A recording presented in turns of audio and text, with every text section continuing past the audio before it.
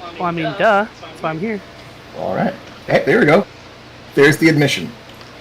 And if you fake it till you make it, you can make it real. So I've got to do some mic adjustments real quick. Can I just get a sound check starting with Heather? Yo. I'll turn you up just a little bit. Can I get a sound check from Mish? Hello, hello. Gonna turn you down a little bit. No. Can I get a sound check from Cece? You sound about right. Tragos. Sound check. 1, 2. Turn you down a little bit. Dom? Hi, how are you? I'm doing good. I'm doing pretty good. Sam, one more time, please. Sexy beast is sexy. Sexy beast is sexy. I guess that's the mood that we're starting with today. I mean, sexy beasts are sexy. It's not sexy beast is sexy. But you know, that works too. Sexy beasts are sexy. Cool. So we got some more fuel for Horny Dungeon. Excellent. Let's turn. How do I get rid of those resources? And welcome. Hi. Thank you all for joining me once again for a Friday evening romp in the Feywild. Posted the new link to game in Canons chat. It's essentially just a what's it called? A forwarding address that'll send you to this, and when the next arc changes, I will change it to something else that's whimsical. Totally unnecessary if you have the game bookmarked. Between last session and this session, I have gone through and done some tweaks and made some changes. Hopefully game runs a little bit smoother. As always, I'm striving to get the latency down even further.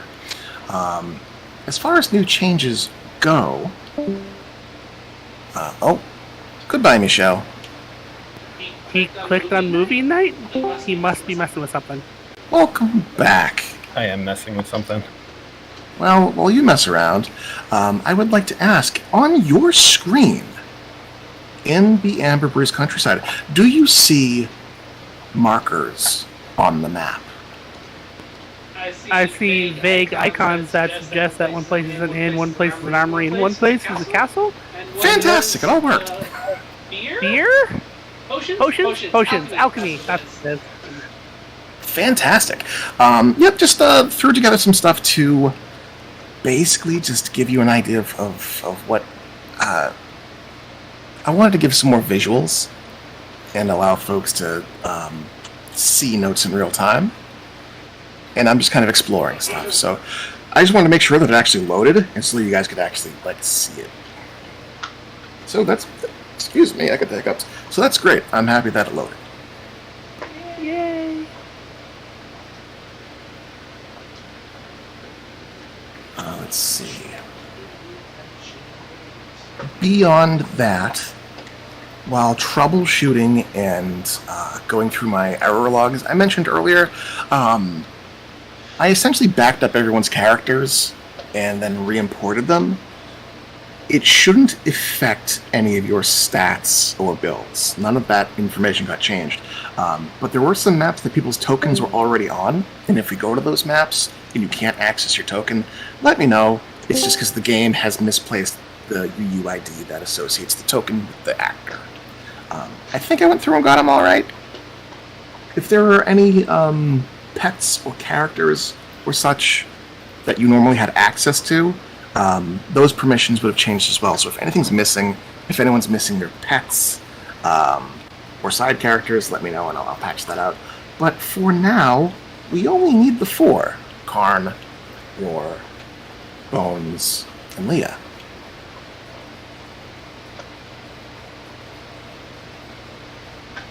And the newbies, of course. And the newbies, but those guys, I made sure they're NPC sheets. They're super easy to work with. Okay. Cool. So, with that said, it is now 7:30, or a little bit past, because I'm definitely not padding for time. How are we going to do this? Let's jump right into the game, yeah? Hop right in? Yeah.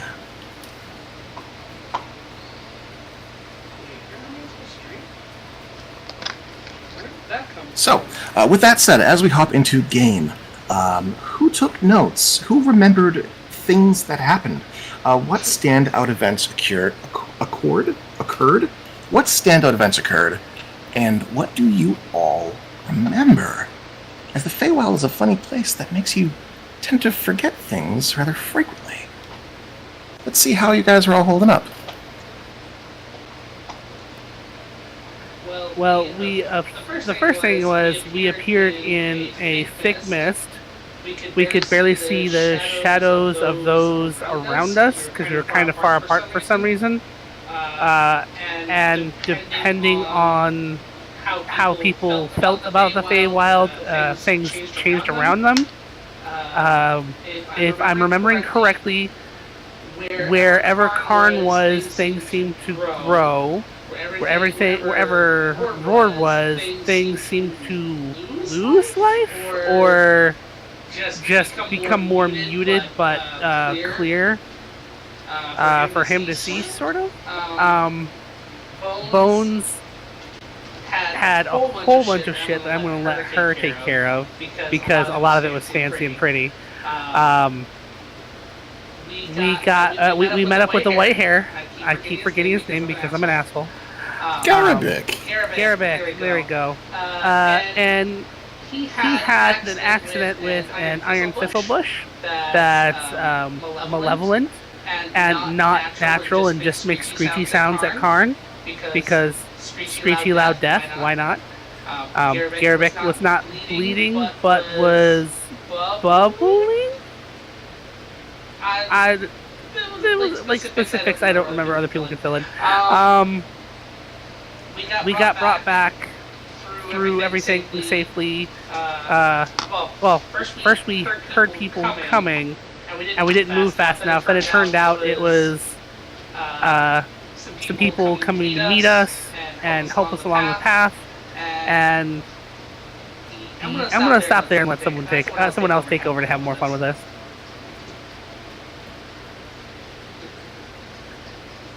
Right, so we appeared, Bones' hair was kind of alive and glowing.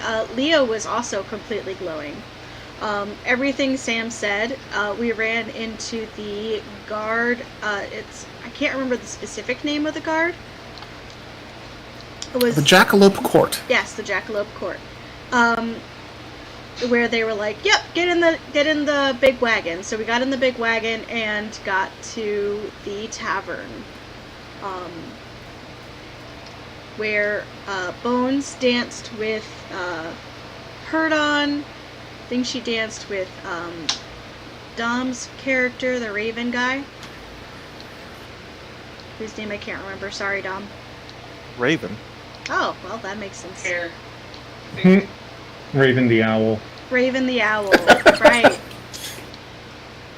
I knew it was something that didn't match.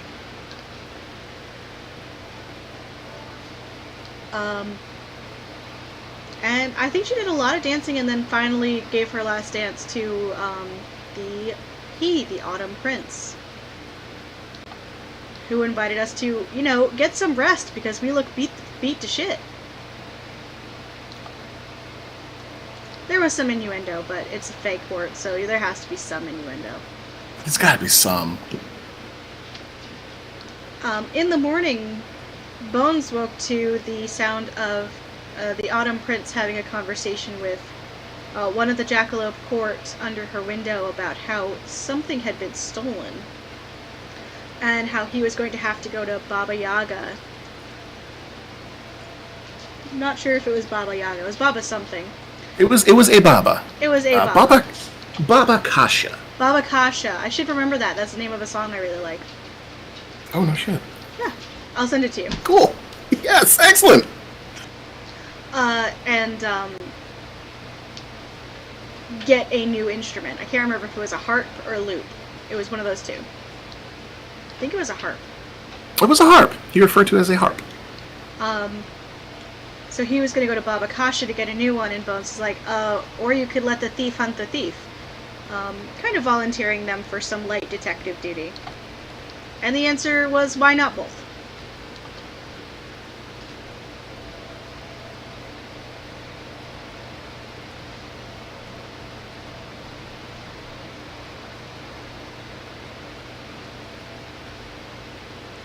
It does appear to be the game in broad strokes. Do you have more to fill in? Those are the specifics I have. Alrighty. Let's see. That is that was game in the shell of a nut. Yes. You arrived with a rough landing, made your way to the Tavern of the Tree, wined, dined, and danced, and in the morning discovered that indeed there was some thievery happening. Moving on from the morning and into your waking hours, you met with Garabic and one of the Jackalope Court guardians who had been with you the day prior, a little porcupine named Gabriel. Garabic informed you that there had been other reports of things going missing within Amberbreeze. The domain of the Autumn Prince, essentially you can consider it like a country that the prince resides over, his domain. Within the domain, there have been reports of other things going missing. Garabic walked with the party toward one of the more clustered towns, cities, and answered some questions about various comings and goings on. Bones. One thing that did stand out to me last game is your attempt to contact Cinder de Farron. Your thought to be a fallen father now turned out to be estranged. He never gives Bones useful information, so Heather always forgets. He did not give you useful information, but he did inform you that the Autumn Prince, Amberbreeze, it's all gone. How? In which you learned a little bit about the situation of the folks that they face here. That this is an isolated portion of the Feywild, and this is their gilded cage, essentially. This place is separated, isolated, and trapped from the greater Feywild and from the material plane itself. Perhaps lending credence, or at least exposition, to why some of the folks are greeting you with such open arms, the prospect of perhaps someday escaping from this place. So, were there any further notes of interest that stood out to players last game? Roar danced with his guard at the end of the night, and there is talk of everyone getting new clothes. Your measurements were taken, and indeed it did seem that a tailor, or several tailors within the Autumn Prince's entourage, were interested in getting you guys some duds. It is a ball, after all.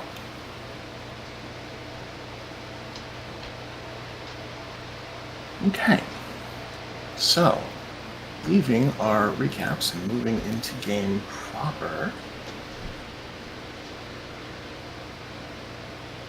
There we are. You find yourselves in a quaint countryside overlooking past the sloping path of the woods into a grand opening where you see the makings of what looks to be a relatively civilized society. There are stone and wood buildings. There are tents and what appears to be a marketplace in the distance. You see smoke rising from chimneys, and in the far, far distance, you make out what appears to be a water wheel, a windmill, tended fields.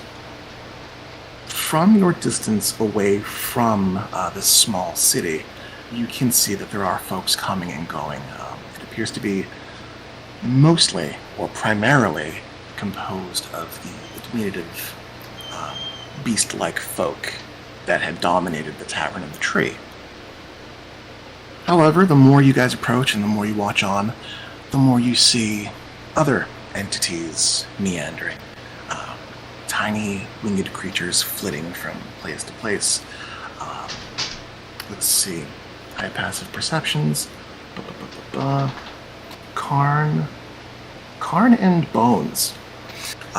You both, at one point, as you're chatting with your guides, you both witness a large pile of dead golden leaves stand up upon two skinny and spindly hairy legs with wide fuzzy feet and begin to walk down the street before sitting itself back down.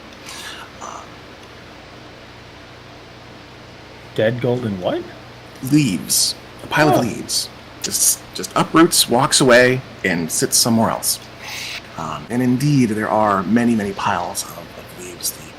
The air seems to be often breezy, but never blustery, carrying dead and dying leaves every which way. The sky is in perpetual twilight, a golden, yellowy glow that just kind of basks over the land. Hard to tell if it's dusk or dawn or noon. There's activity, there's hustle, and there's bustle. It's at this point that Garabik turns while walking backward and addresses the party. So, as far as I know, there are a couple leads to follow. Let's see, I figure I could talk with most of the locals, and you folks could maybe meander around some of the businesses. A lot of folks in the production world are quite interested in you folk. They might open up to you a bit, knowing that you are who you are. We've got the Half-Fire Blacksmithing, Silk and Web Boutique, and Wildwood Apothecary. I figured I could leave Gabriel to lead you guys around, show you what's what, and I can meet with the small folk, and maybe, if we find out in some leads, we can meet in the middle and discuss things.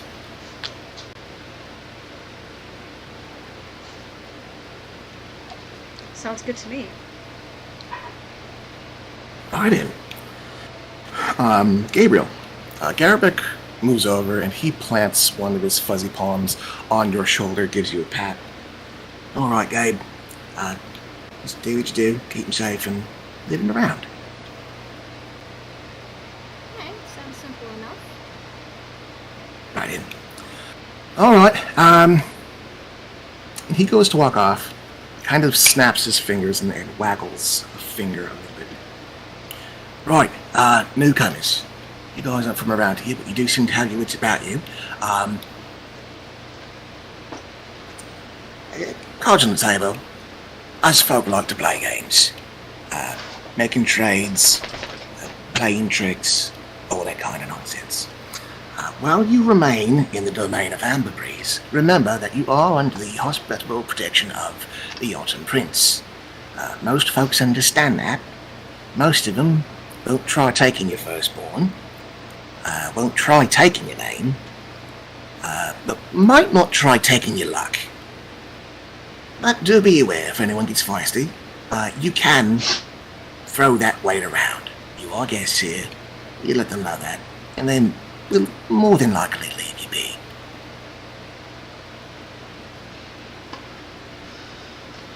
Scratches his head a little bit. That's it. Did the Garabik say steal name? Well, yeah. How does one steal a name? Oh, well, he brings a knuckle to his chin and taps his feet a few times. Then approaches you. What then? Could I have your name real quick?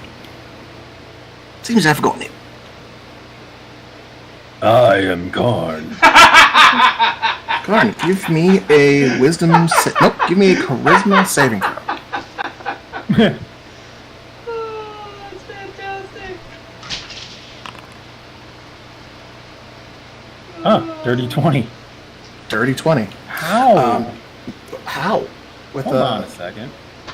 got a -1 and a plus... No, That's a nat 20. That's a nat 20. That's a nat 20. But I have an 8. I have a -1 to charisma. You Where am I getting a do. +1 from? Let me check your sheet real quick. Hold on. Yeah. You have a cloak of protection? Oh, I do have a cloak of protection. You do have a cloak of protection, Or so a ring of protection. ring of protection. Okay, so that's one in the pool. Hey, ring of protection. Yeah. Hey, natural So, 20. With Okay, a I'm natural excited 20. about it. With a natural 20, Garabik goes to speak, and you feel this tension on your presence of mind and your being. And Garabik echoes what you said. I am God. And there's this resonance in your ears, this dissonance inside your skull, and you feel that ring of protection around your finger begin to tremble and thrum, and it audibly hums. So much to the point that Garabik actually shifts and takes a step back, his ears going flat behind his head. For a moment, you feel yourself forgetting. And for a moment, as he repeats what you said, you almost feel as though, oh, I've met this guy for the first time, that's his name. And you can kind of intuit how the magic might have worked before your ring bitch slaps the magic out of existence. Oh. That's a fancy trinket you got there. And he looks both nervous, apprehensive, but also incredibly interested in what you have. I kind of rub my chin a little bit, unsure of what to make that encounter, but I feel like I've learned something today. Right. Well, it does seem you folks have either learned things or brought things with you to keep you a little bit more protected. Which is great. Not normally, that trick, can I have your name? You would say your name, which would then, by rules of hospitality, bequeath that name entitled to me. I would then be able to say that I am you, and then be, inheritor of all things associated with the name. For nobility, this is a problem. For magic, it's a problem. For hobos, not so much. They pick up names where they go. But I suppose that's it in the shell of a nut. Not very good for first demonstrations, I'm afraid. Appears you've got me at a bit of a disadvantage, but just do that again next time someone tries to take your name. A lot of you got it right. You may call me by X or something similar. Consider pseudonyms; those are very powerful here. Titles. Most of the folks here will refer to themselves by titles rather than giving you their actual names. Or just be like me and carry a couple spare ones around. Well, be like you and carry a couple of spare ones around. He nods and kind of grins at that. Right then, time's a wasting. I will meet with you sooner than later. But do feel free to enjoy what accommodations you can find here. Mingle and, well, kind of looks at you, Bones. Do what you do best. Ears open, eyes open. Finalize where you can find them.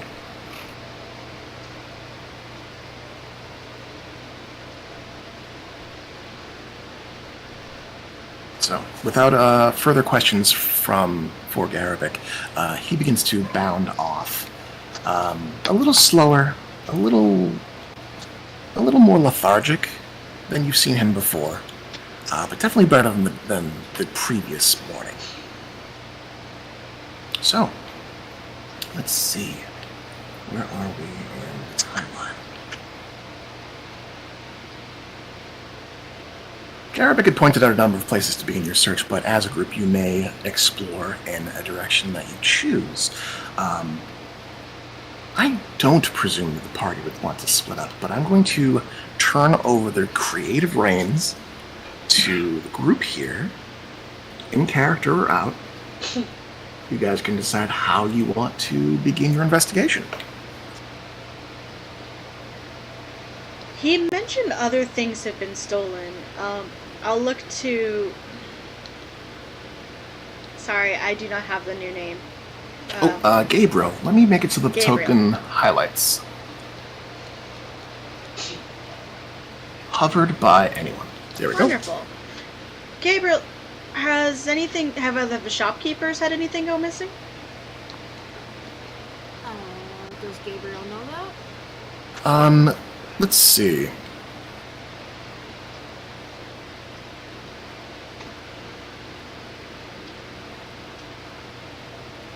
Gabriel tends to keep their ear close enough to the ground. Roll me just a retroactive perception check to see how much information you know.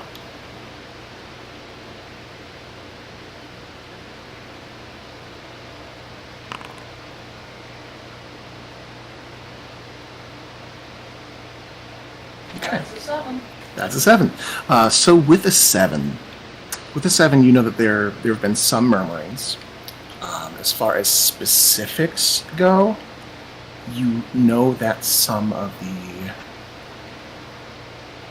the more vital shop owners have been running into slowdowns. There have been complaints among people in your circles about orders being delayed, about production being slowed down. As a member of the Jackalope Corp, I imagine that you would have... Yeah. You would know that the blacksmith has been slowed down. You imagine that they may have had something taken from them to cause that. Well, there's blacksmith's been slowed down. Sewing place has been slowed down. There's been a few places, but I suspect there's something missing. Well, we can go check with them first. Lead the way.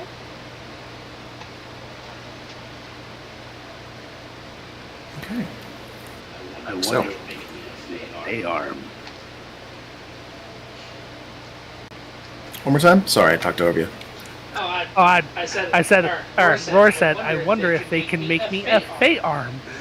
Fey arm. My God. Excellent. So, let me... Definitely not a terrifying thought. Absolutely amazing thought. So, you guys make your way following after the diminutive porcupine guardswoman down through the road in toward the edge of town, toward what is immediately recognizable as a smithy. It's a somewhat formidable-looking forge nestled at the edge of town near a river. There's a sort of strength in the wood, in the stone, and just the air of confidence as you hear the pounding of a steady, hammering beat over and over. Several many meters before you actually arrive. Bones loves a smithy. Bones loves a smithy. The exterior of the forge, you see that it's stone, but it's braced by rough-hewn timber. There are etchings and carvings in the wood and the stone as well. Very much like a traditional smithy, but extremely sturdy looking. You see smoke billowing from the forge's chimney, and both Bones and Roar, you guys recognize the scent of hot metalworking reagents right off the bat. As you approach, you get a look toward the inside. It's dimly lit, but you can see the flicker of the forge flame as you approach. And the interior, as you pass the threshold under the roof, you see it's spacious inside. Shadows dance upon the walls as the main forge flickers, which kind of illuminates the various tools and racks of weaponry that have been fabricated by the forge lord here. You see an assortment of metal ingots off beyond one of the countertops. And at the center of it all, you see a tremendously thick and sturdy-bodied creature working an anvil. One moment. There we go. the anvil, you see one smith is at work, but numerous smaller creatures are moving around the interior. One appears to be a little fairy flitting about, moving from item to item, keeping things polished, moving things, shifting them around. There appears to be what looks to be a gnome who is working alongside the forge master, carrying tools over, moving ingots toward the forge. Near the flame itself is a diminutive black and red, slippery-looking salamander who is huffing and puffing flames into the forge, keeping it red hot. The forge master himself pays you no mind as you enter. He is thick-bodied with brown and green mottled scales, a stocky beak of a face with a massive stone shell upon his back.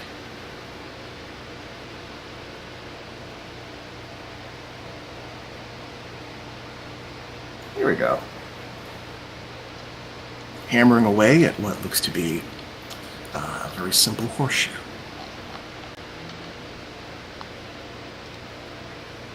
As you guys are close enough to enter, you see the tiny little fairy that's been flitting around flits over toward you. Her face is a caramel complexion, pink, curly hair, long ears, and these prismatic wings that seem to just drip with sparkles and stardust as she flits and bounces in front of the party.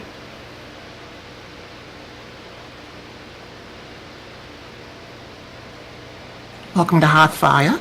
Have you come to browse or put in a commission?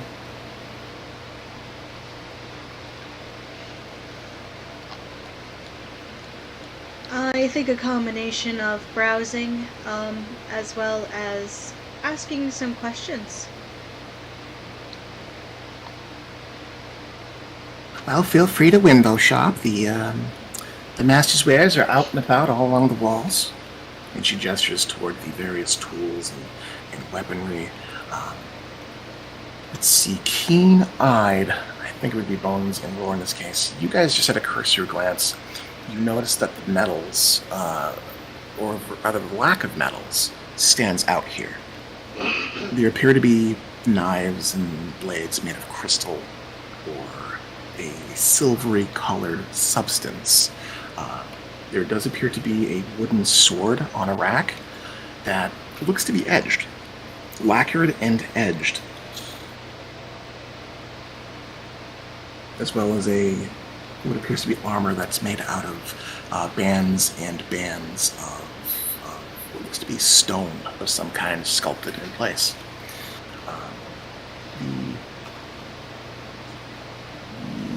The fairy, not a pixie, the fairy, in front of you, Bones, looks about the group. You may call me Willow.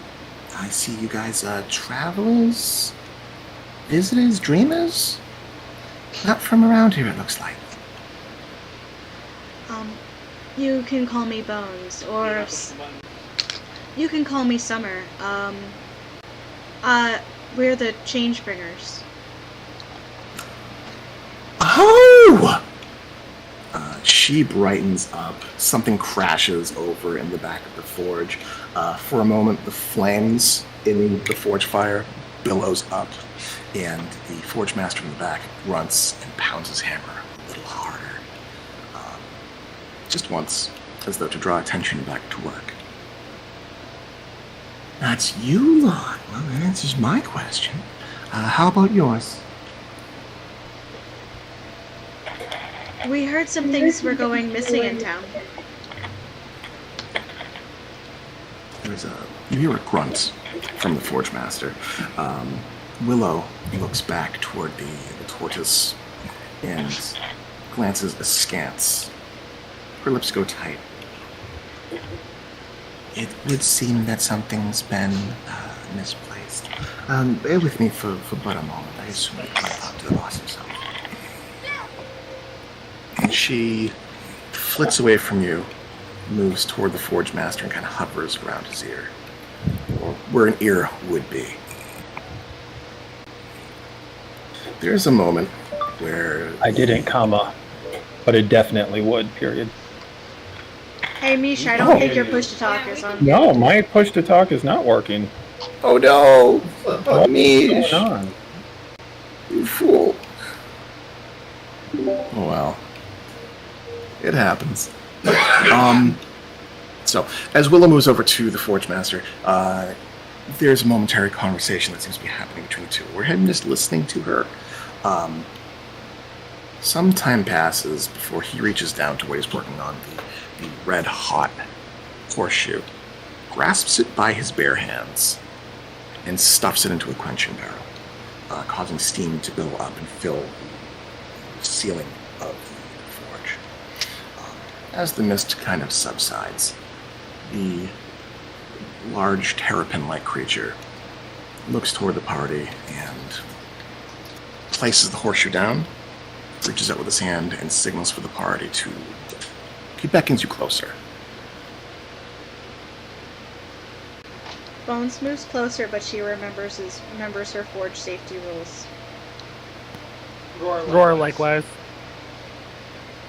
His eyes don't follow you, as the party, one by one, sort of files behind the forge, keen not to tell you guys not to touch the hot things.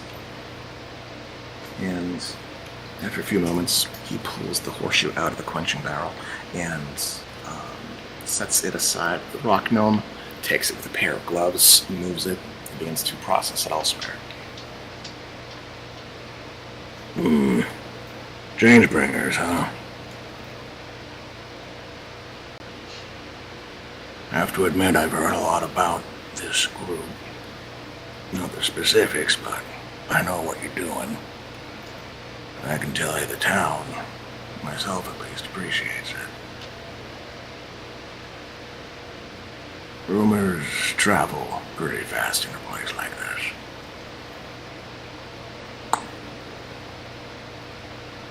Tell me, what's got you interested in helping out the folk of this place? After considering what you all do, sounded like more work on your plate.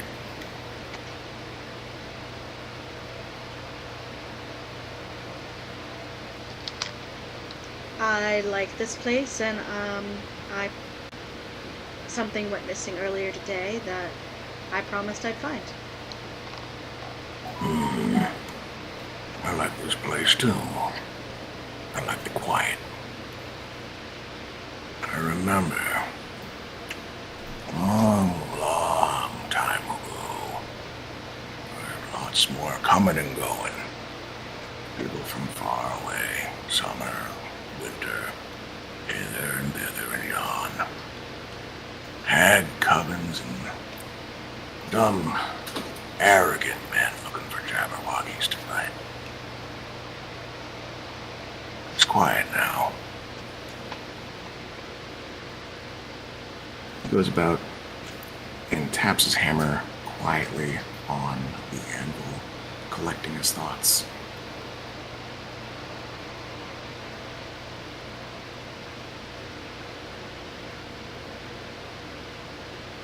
Right. Murmurings. Seems my forge was not spared. Let's see. Flint. Flint! He calls out. The rock gnome approaches.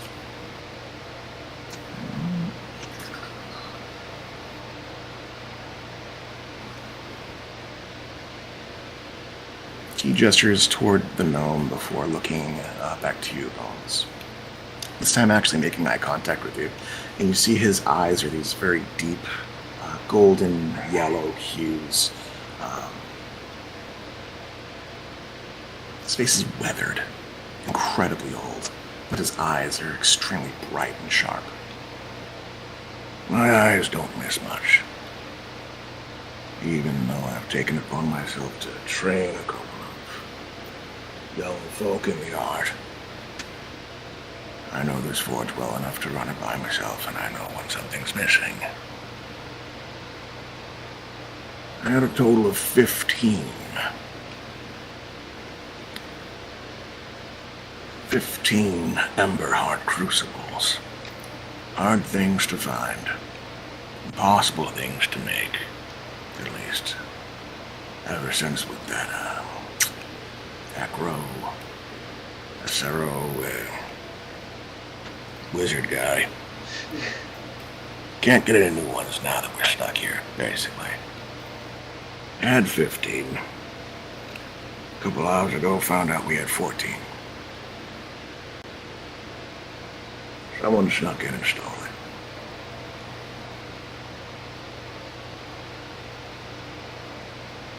Considering my line of work, it would be nice if we could use iron, but most folks here can't touch the stuff. The more exotic materials gotta burn a lot harder. Granted, I can still get my work done, but 14 turn to 13 turn to 12 becomes a problem. Flint, why don't you tell them what you saw earlier? The gray-skinned rock gnome finally being deferred to and addressed, kind of stammers, surprised to be on the spot. This morning we were clearing out the old shavings, the iron shavings out back, and I was getting ready to move them and collect them, and He produces from his pocket a scrap of what looks to be fabric, and he hands it to you, Bones. I will take it and examine it. You examine a scrap of fabric, dull and weather-worn. It's purple, faded nearly to gray. It's frayed and it's cool to the touch. we don't do much fabric work here. That's the Silk and Web Boutiques thing, really. But asking around, this didn't seem like any of the fabric that they made either.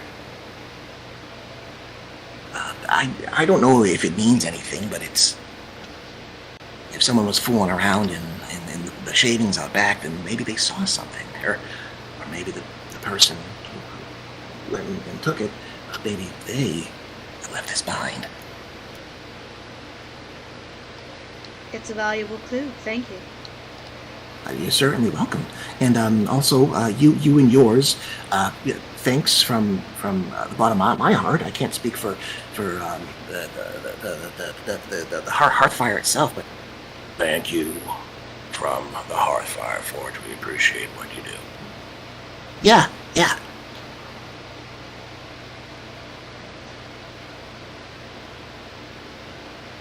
All right, Flint, you can go stammer somewhere else. Yes, sir. Right away. Of course. And he kind of bounds off, begins preparing other metals.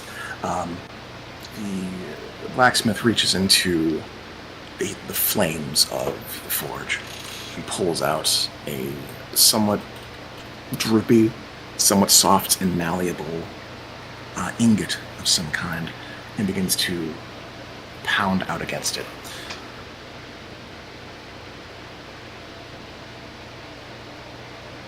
That said, if you folks can find that, I would be more than just appreciative. It's a precious thing to me, at least until we have a way out of here. I'll try to find it too. I have a fondness for forges. As do I. He pounds again.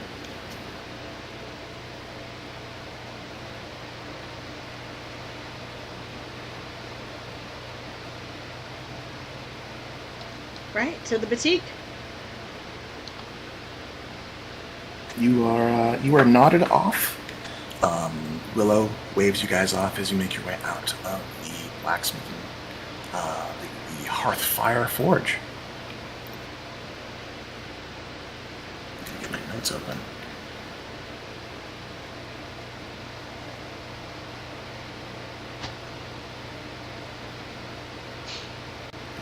So,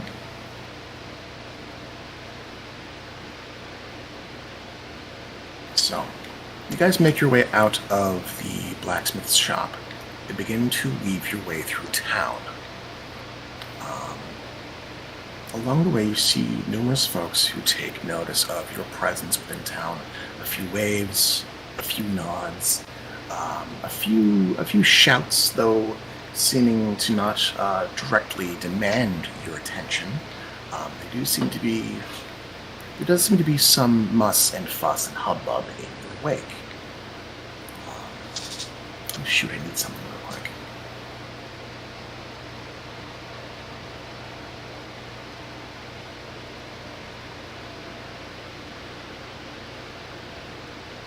Yeah, that's the one.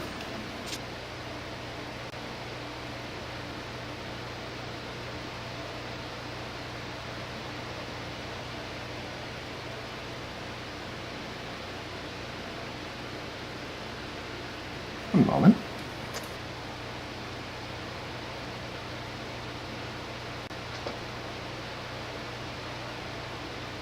During your travels, you notice that something small zips back and forth between the various buildings and across the road. It's not until you see that its direction has shifted that you realize that something is approaching you guys at incredibly rapid speed. It's a little tiny blue blur straight toward the party as Gabriel leads.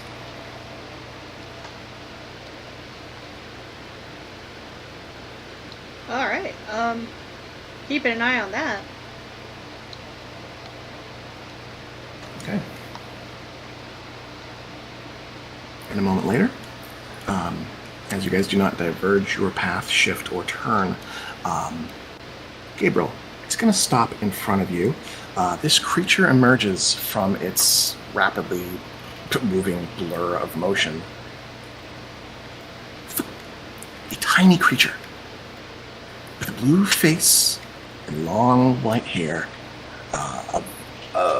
a narrow chin and pointy nose and long ears. It looks as though the speed at which it has been moving at had kind of warped the shape of its face and features. And it's going to stop in front of Gabriel, as mentioned. Gabriel, you recognize that this is a wildling. This is not one of the small beast folk who normally reside here. This is one of the creatures from the Outer Lands, from one of the other domains.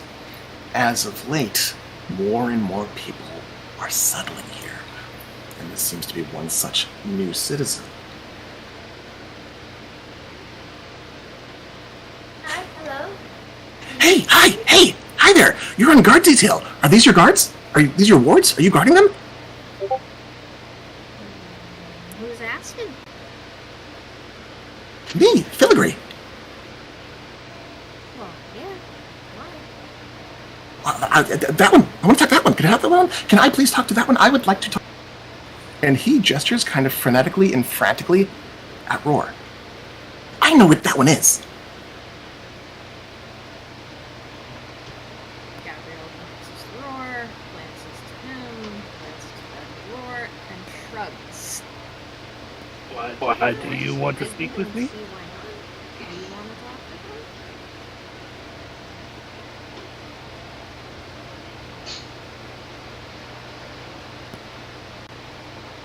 him? Why do you want to talk with me? I know what you are, and I want to make a trade. And he zips around you, Gabriel, to stand in front of Roar. How tall is this creature that I'm looking at? He's tiny. He's tiny. He's like 2 feet tall. I'll take a knee in front of him. What would you like to trade? Oh man, the sky's the limit. There's so many things.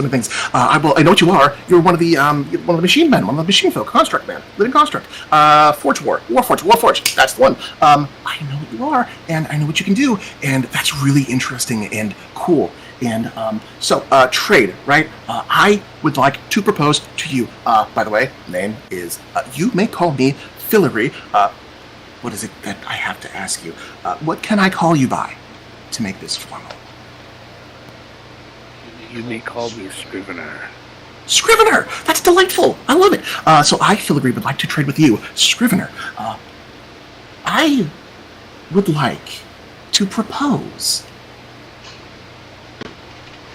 my inherent abilities of speed and dexterity for your built-in, inherited, it's part of you, your hardness. You see, I really, really, really, really want to be a ball and crash through stuff. But I am made of soft stuff. You are made of hard stuff. I want that. But I'll trade you for it.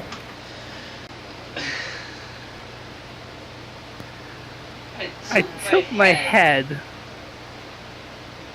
I'm trying to contemplate anything. He seems like full Fae, right? He is 100% Fae. I tap my my carapace and I say, "May look like wood, but it has iron."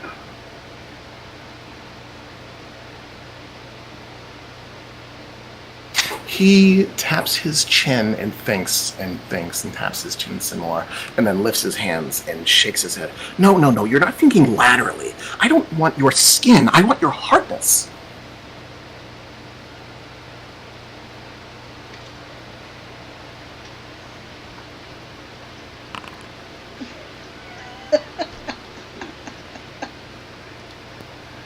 Let's see.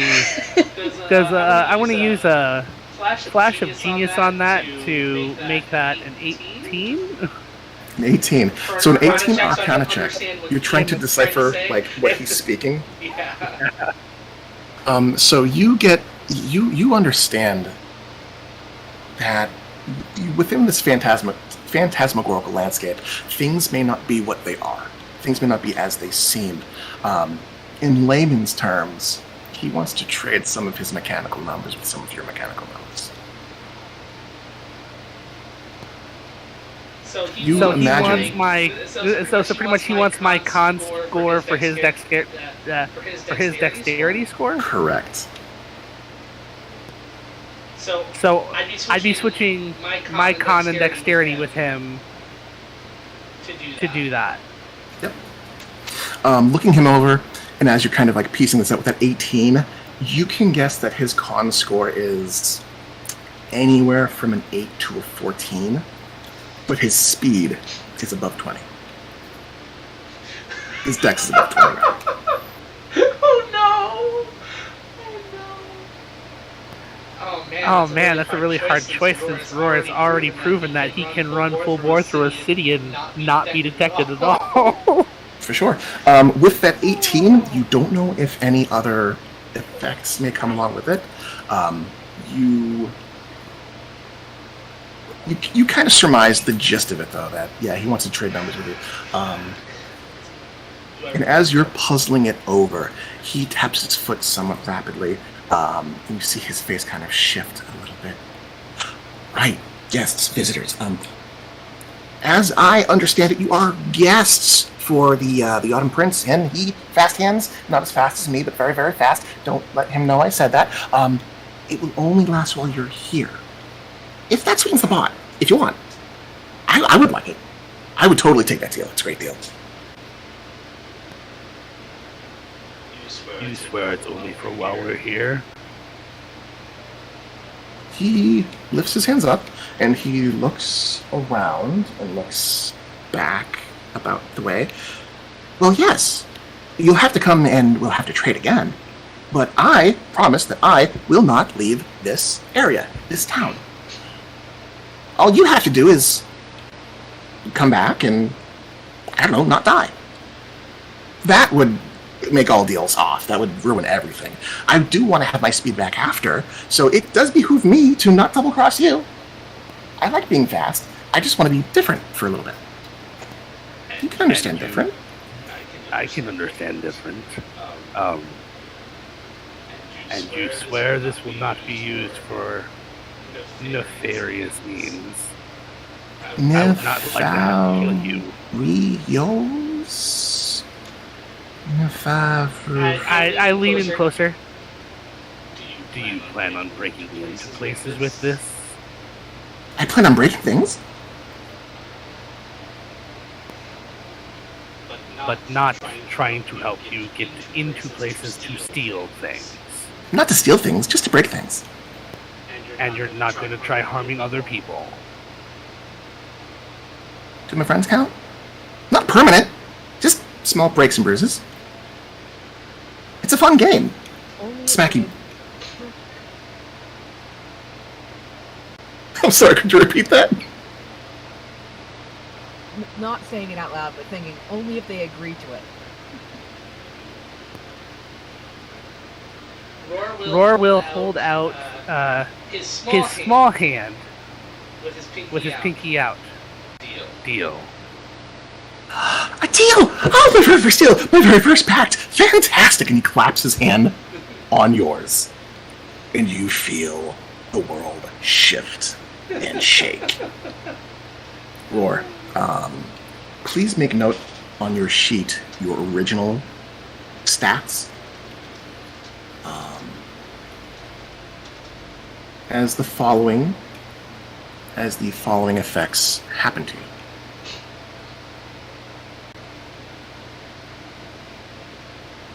Those of you who are hanging around and watching Roar make an excellent decision. OOC? Yes.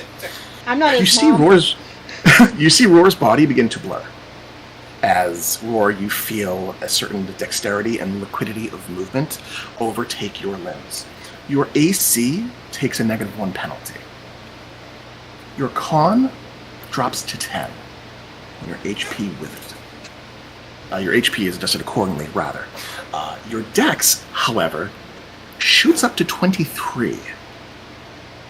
Woo-hoo. Your movement speed becomes 60. And you gain the following abilities. I'm going to drag them onto your sheet. 1 second.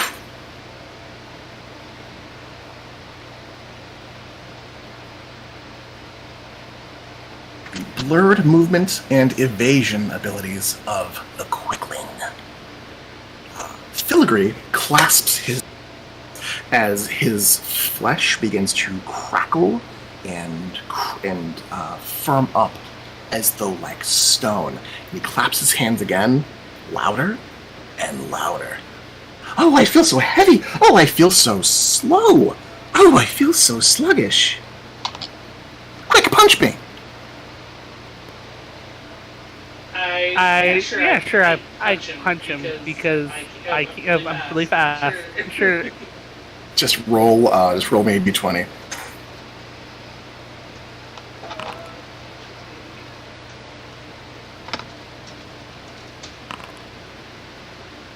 Six on die. So you clock him on the chin and send him flying 5-10 feet. He rolls and laughs, cackling on the ground. Oh, this is fun. Oh, this is such fun. Thank you. Thank you, Scrivener. I look forward to seeing you again, but please, do take your time. I really want to try this out. We have to do this again. After we trade back. Maybe, if you're feeling it. Well, no, I'd have to ask the Autumn Prince's permission, but hey, all the time in the world to do that. I thank you. He stands and dusts himself off. And I will bid you now adieu. Thank you for this transaction, and you will find me. You know of my name. Call me, and I will arrive, albeit a little slower this time.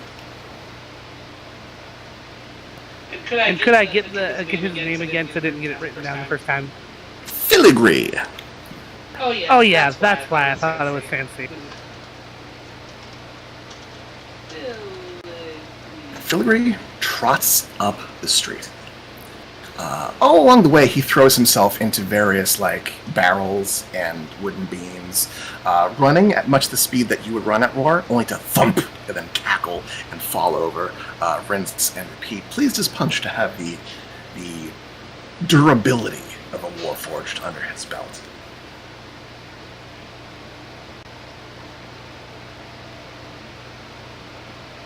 So, One hustle down, 3 more to go. You guys, I would presume, make your way toward the boutique.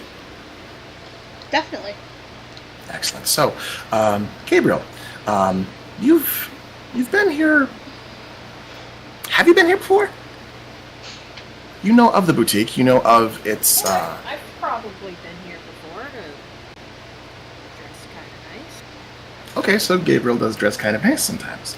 As you make your way to the Silver Web Boutique. Notes.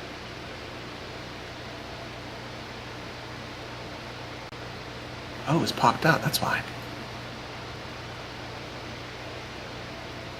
There we go.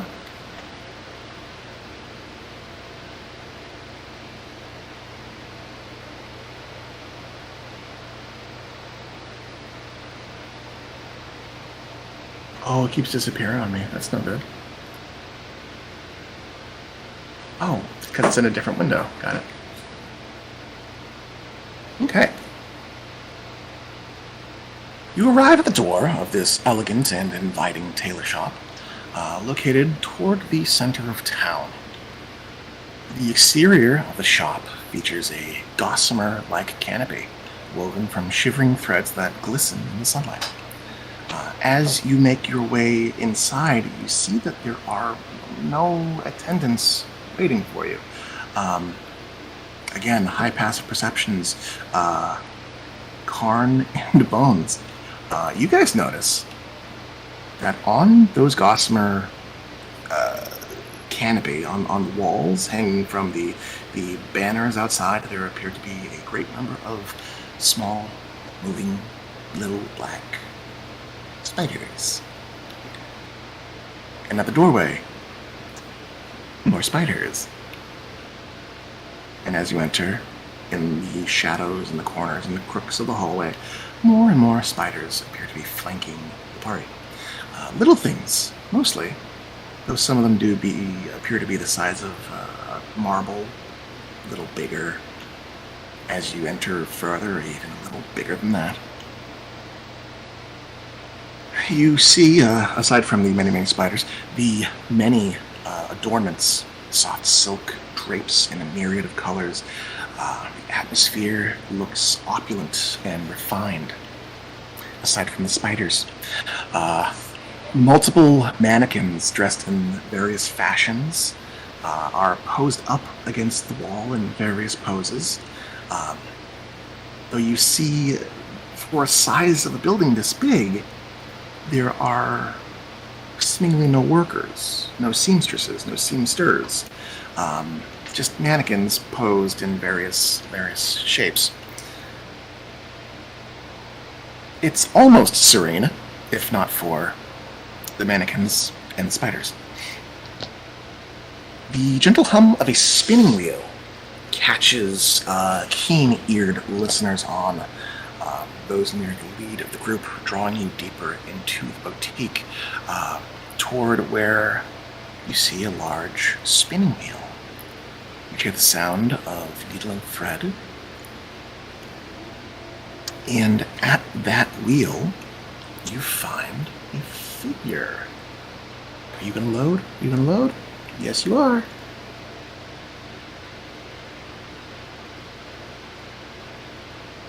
That's not what I wanted to do. That's what I wanted to do. Oh, why did it do that? Why did it do that? There we go. You see a woman at the spinning wheel. What appears to be a humanoid, slender and elegantly framed woman. Her limbs are like that of a ball-jointed doll. Grayish blue with a faint glistening exterior. She turns her face to address the party, and you see that it is not human. There are segments along her face. Her 2 large purple eyes are paired with numerous other eyes along her brows, 8 in all.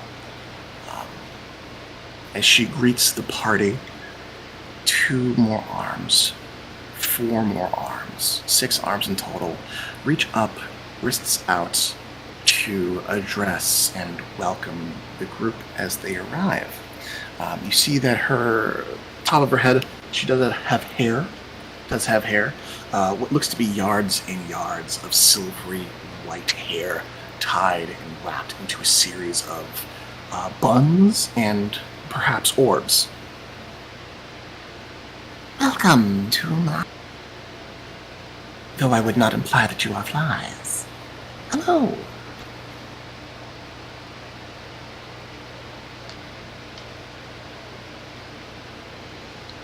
Hello. How are you doing?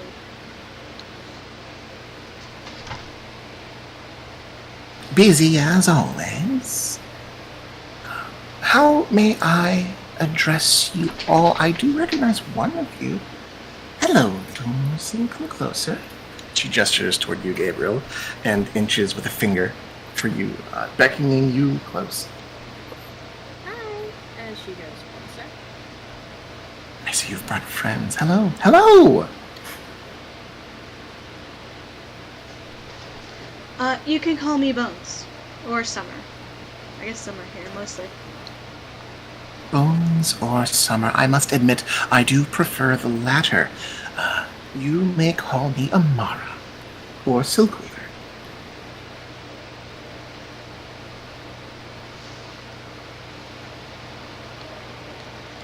We're investigating some missing things. And I was hoping you could help us with this clue. And I'll hold up the fabric. She gestures and beckons you to come close, reaching out one of her long, segmented arms and articulated fingers to take the fabric from you. And she looks it over and, Yes. Little Flint brought this over earlier. I can't say how long ago. Time is funny. I couldn't place it. It's much too old and poorly kept to be one of mine. The dye is not set quite right. It may have once, at some point, been something nice, but it's the weather and the elements. It's really a shame. She hands it back to you. Not mine, unfortunately, but I do... I may perhaps have information about the events. I see that I'm not alone in this. Things are going missing left and right. Yes, and we're trying to find them. She nods. One moment.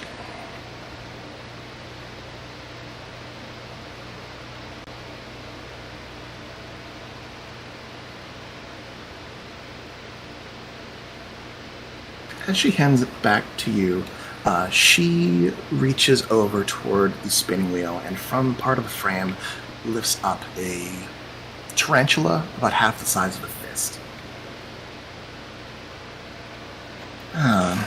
Little Harold here. He brought me terrible news this morning. It would seem that one of my needles has gone, well, I would say misplaced. But Harold and his many friends are very, very good at finding things that are missing. And she kind of twists her hand as the arachnid crawls around her finger and then perches on the back of her hand.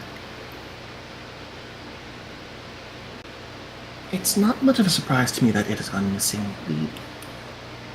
It was an heirloom, my needle. The needle of perfect stitching. It's unique. The metals are something we can't really acquire here. I brought it when I migrated to here in Erebus. Though my fingers are swift and my eyes perfect, the needle of perfect stitching made things a bit easier, a bit quicker. And it made the seams of my works seamless, or so it seems. I had dispatched little Harold and his friends to find it this morning, as I could not find it myself. However, their search came up empty, save for... Where is it? She searches about the area beside her, and an even larger spider approaches from beside her. and lifts up a wad of what appears to be cotton. She plucks it and hands this fist-sized ball of cotton over to you. I'll take it. Strange, strange stuff. And as you look it over, you see that this cotton is soft and fluffy like a cloud, with little bits of what look to be stardust and silvery thread tangled in between the kinks and cottony fluff. I know not where this came from. I am not in the business of using anything less to stuff my coats. This material is a bit cheaper than what I would use.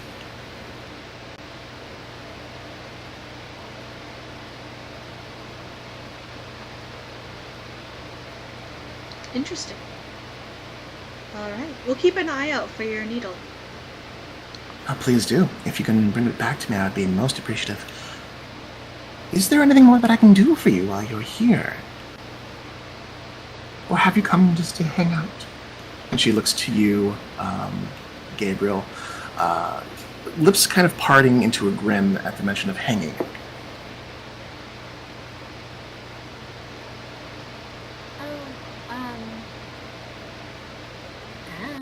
She just shrugs.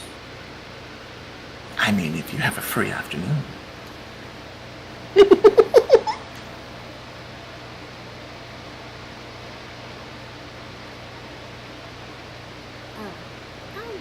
Maybe. Right. Did you want to go anywhere else? Or did you want something else from here? Window shopping is always free.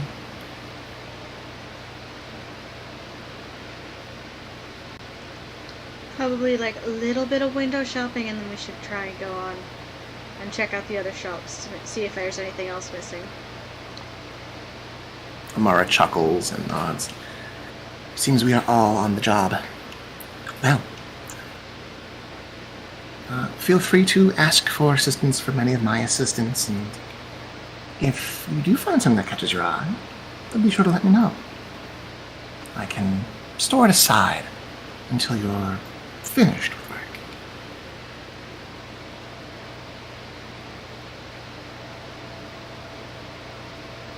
Just sort of nods to your group, as I would presume you take a cursory look around. You do see all of the makings of what would be a very fashionable boutique. There. Oh, did I not come through? We got there, and then it kind of cut. Oh, sorry. You find all the makings of a boutique, of somewhat high fashion, but there's also various cloths and materials, skeins of exotic threads and patches, and just rare and elegant and pretty silks. Bones loves a good silk.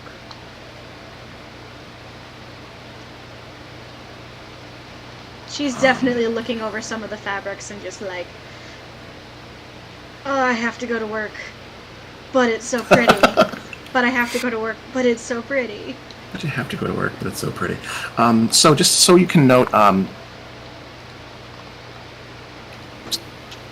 didn't I?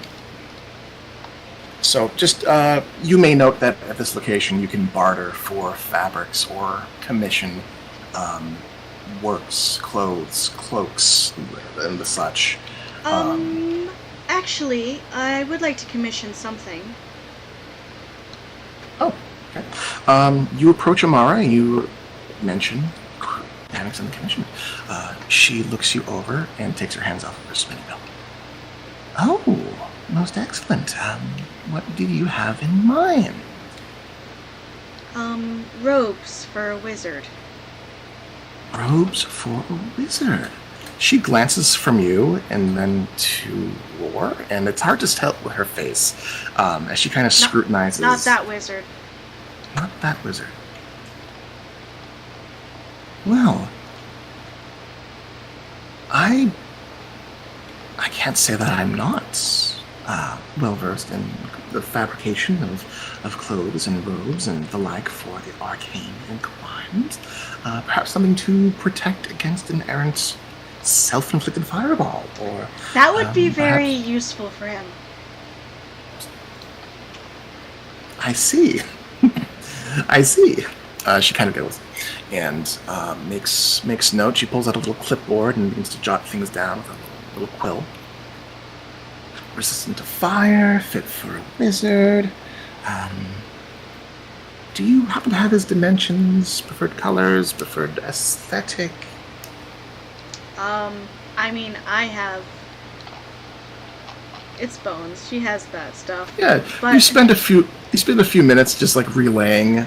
She'll also use like minor illusion to be like, yep, this is what he looks like. This is his absolutely. coloring. Yeah. So within the course of a few minutes, the clipboard has been set down, and multiple spiders are now like taking measurements and like creating little scale models of what this is going to look like, and with the assistance of way too many fucking spiders, Amara creates a game plan and nods and inclines her head and well, I do have a bit of a queue ahead of me. If you can acquire my needle, I can get it done much more quickly. Perhaps when you return with it, we can discuss bartering. Sounds good. Excellent. And who knows? When you're off the clock, perhaps we can chew the fat a little. Until then, I will proceed to my business, and I shall allow you to proceed with yours.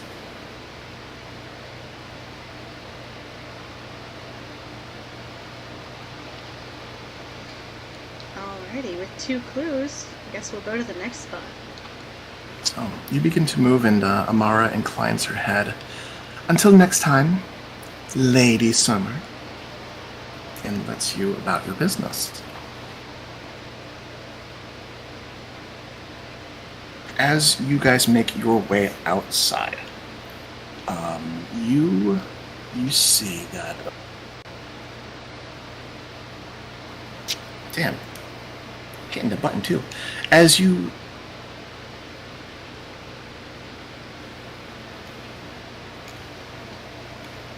What is causing this? Am I just not hitting it hard enough? I might not be hitting it hard enough. As you make your way outside, you find that business has not slowed. There is still hustle and bustle within this cozy little city. You find more people coming and going, most of which are unfamiliar. Bones, you notice someone approaching the group, someone familiar, someone who you encountered only a few short hours ago. The small owl man with his poncho, Raven, appears to be looking, spots, and approaches the party.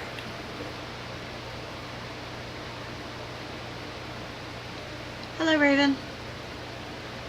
Well, hello, Lady Summer. And the rest of you. What brings you over here?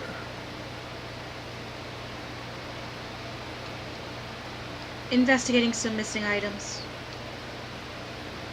Raven's brow lifts? Oh, do tell.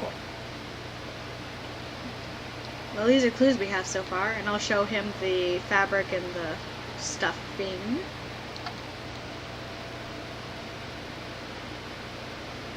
Quite out of a lack of context with these clues. Is it true then that the rumors have weight? You have lost things as well.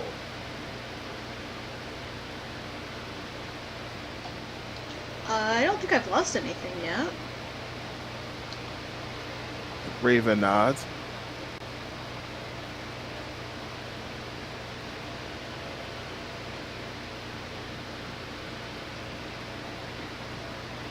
It's just a lot of talk around the prince. Things been stolen and lost and this and that. And then with things around town missing, I just figure you might have joined the number.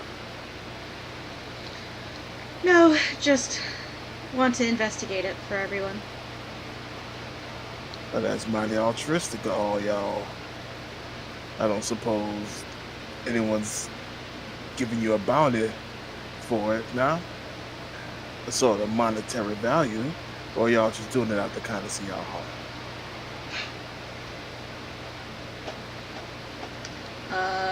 Kindness, I suppose.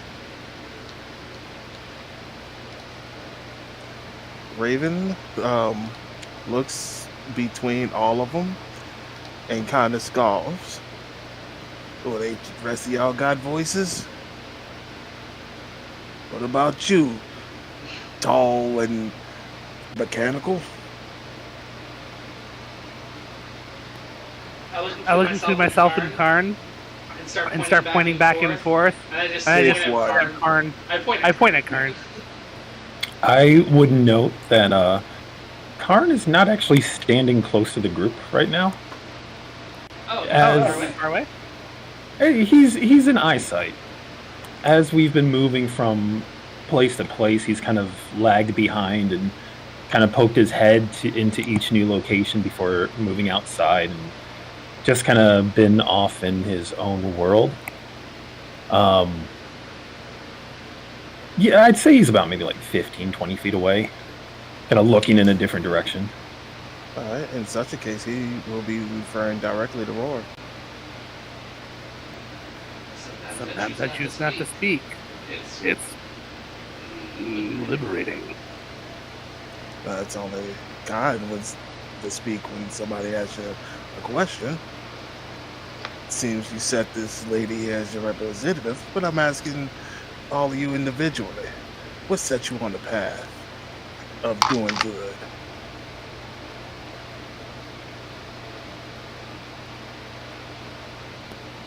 That is a deeper question for another day.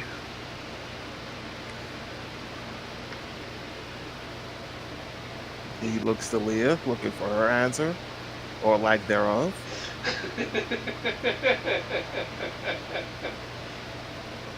There are things to be done. Why not do nine things?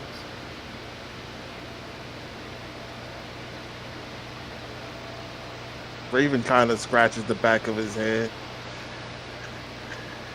You are hard to pull answers from. But I'll tell you one thing. It seems that when y'all put y'all mind to it, y'all can do quite a great thing. He looks between them and where he was going, the Amara shop. I'll level with you. I too had something stolen. My prized instrument. The alicorn. Sung like a beauty. Looked like one too. I got this old fiddle here to play with, and he pulls his poncho out to show a standard fiddle, but it ain't the same, you see.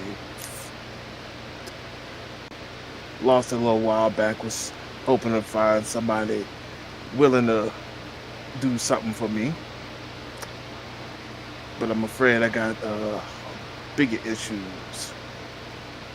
Something else need done. You helping all them prints look for stuff?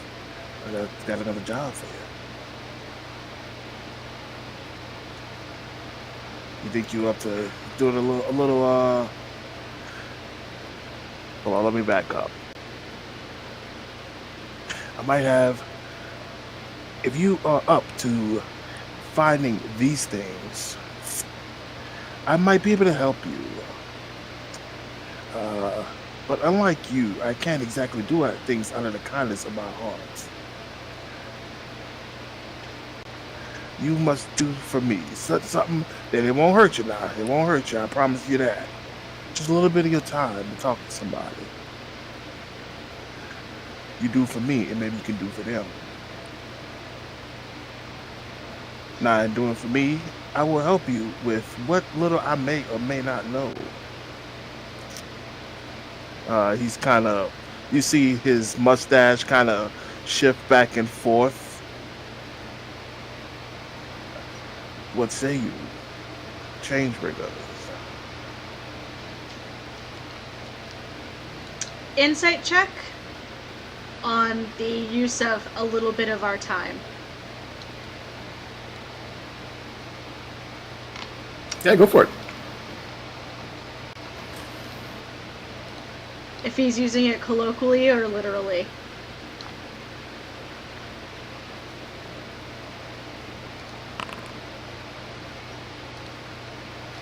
You can tell that he means that, like, he wants you to.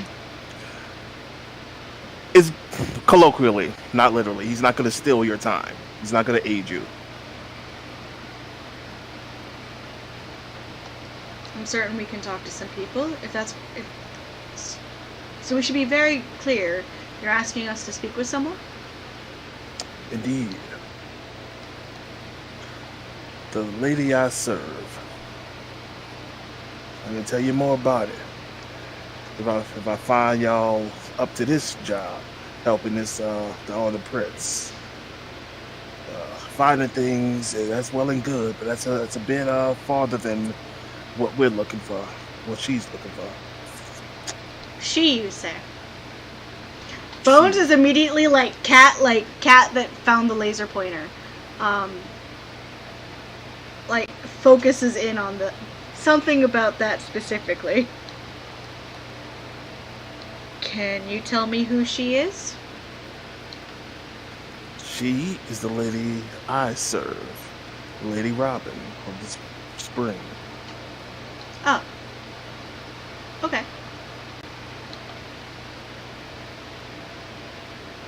And you want to see how well we do this before we go talk to her?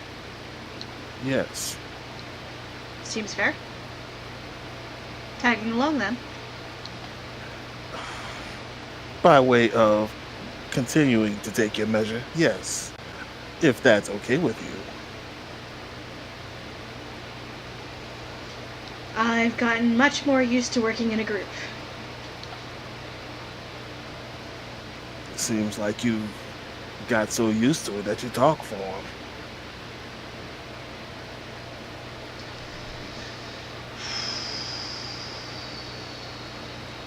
Well, pay nothing for it. If you're the mouthpiece, others feel confident in your ability to speak for them. And he moves in a little closer, not uncomfortably. I'll tell you what it is that I saw. Saw little creatures, little gourds, chittering and chattering, little strange beady-eyed things, laughing and whatnot. Not used to seeing them around these parts, but saw them the other night, roundabouts the party.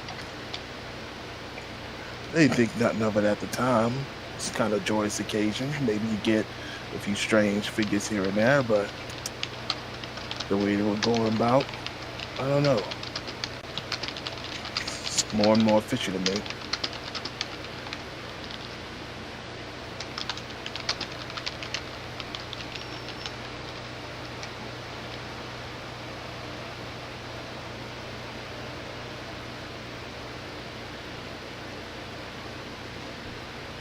Okay.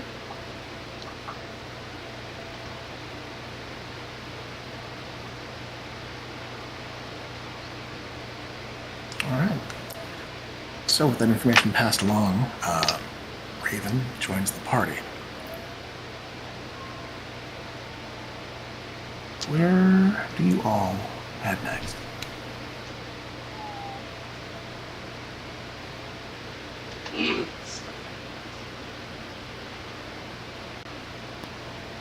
Is there a shop here? A gift shop? Sure. No, toy. Things where I might purchase things that look cute but are filled with cotton and made by hand usually. Talking about blushes? Sure. Heck you on with the gift shop. Is a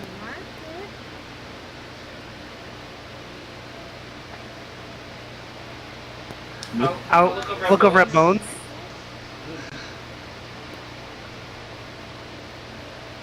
fucking sound good.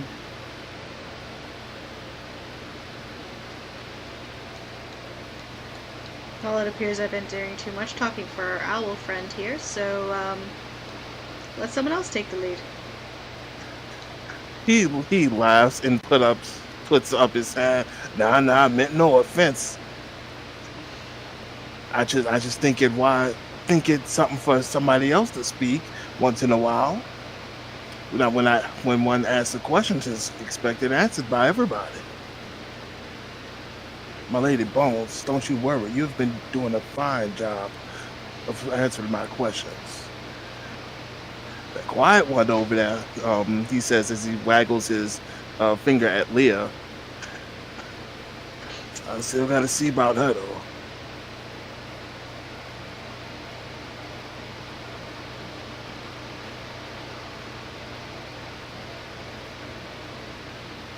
Side note, the irony is I was the first one you talked to at the party.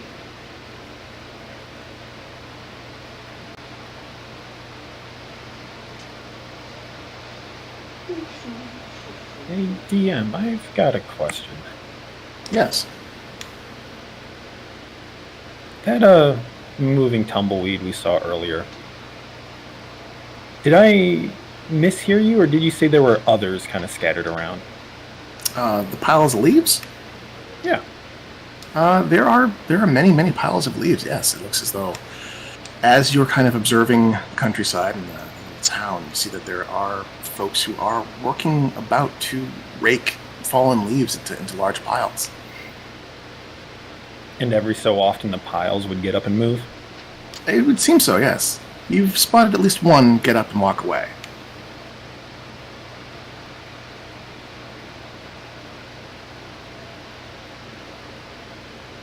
Is there a pile? I assume we're still kind of like near the silk shop since we kind of left and then bumped into the owl, right? Yeah. There's piles nearby. You go and you do see there is a sizable pile, maybe 5-6 feet tall, just pooled up against one of the sides of the road. Yeah, while the conversation's happening with Raven, Karn's gonna wander over to it. And he's going to poke it with the butt of his staff lightly. You poke the pile of leaves. Your butt of your staff sinks in. You just gently poke it. I'll poke it again. I want to sit. After seeing one get up and walk around, I'm curious and I'm trying to test out a thought. Sure. So you kind of like rear back and poke a little bit more firmly. What languages do you speak? Do you speak Sylvan? Let me check. I don't believe so, but I've been surprised before. No. Closest I have would be Druidic. So you hear like the sound of chattering and like burbling noises, some kind of vocalization from inside of the pile of leaves, which then proceeds to shrink back from the butt of your spear. It wiggles and shifts and like pulls away from you, and then begins to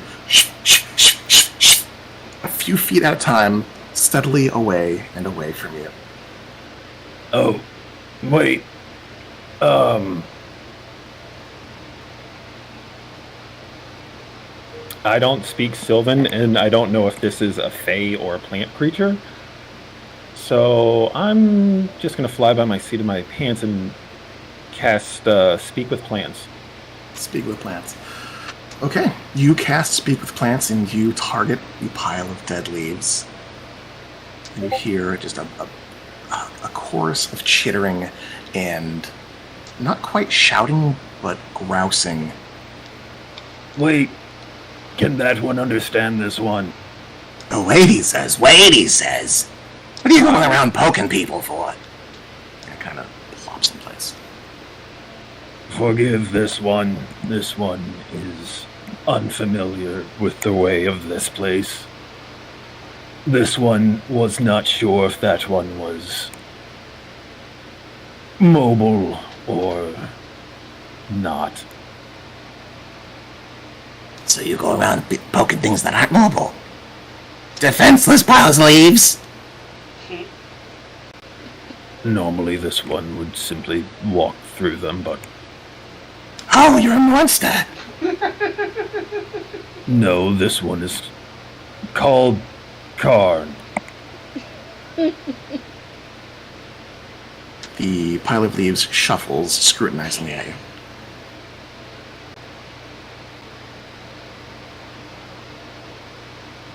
This one wished to ask this one a question. And this one apologizes once more for poking.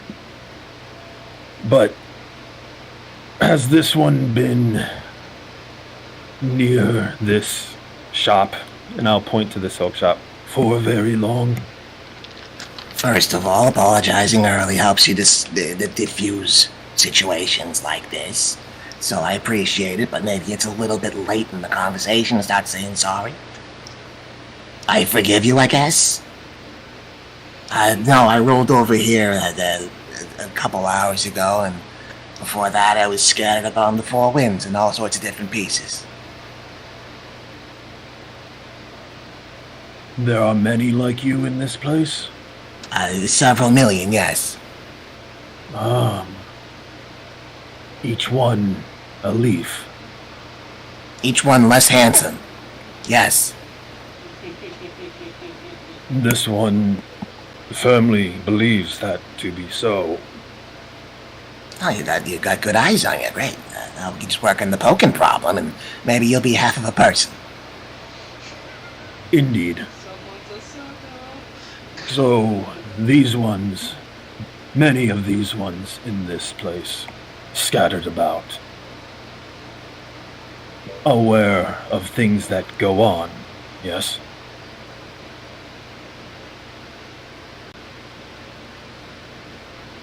I mean, more or less, more in one place, the more aware they are, but yeah, I suppose, yeah. I gesture to myself and the rest of the party beyond me. These ones have been tasked with, by the master of this place, to seek out a thief, a mystery that has been chasing, breaking into various places and stealing items of value from the owners. Oh, those little mischief makers. Yeah, they're just about, well, they're not everywhere, but they're real quick and slick and good at not getting seen, I guess. Perhaps they are good at not being seen by simple eyes, but not by the eyes of those who fill the city unseen. Eyes such as this one's own. Oh, flattery will get you everywhere.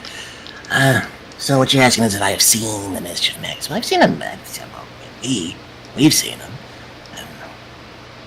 I do more than just steal stuff. Sometimes they break stuff. Sometimes they play tricks, tie up shoelaces, throw rocks against other rocks, run through piles of leaves. Monsters. Absolutely terrible things.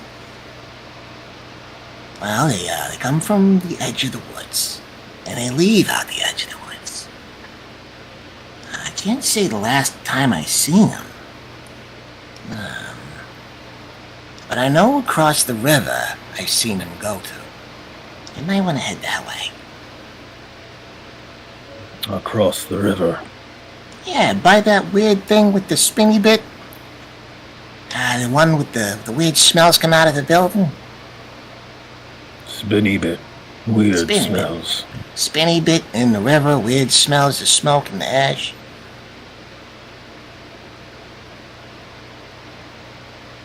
Very well. Pretty sure I seen him that way. We seen him that way.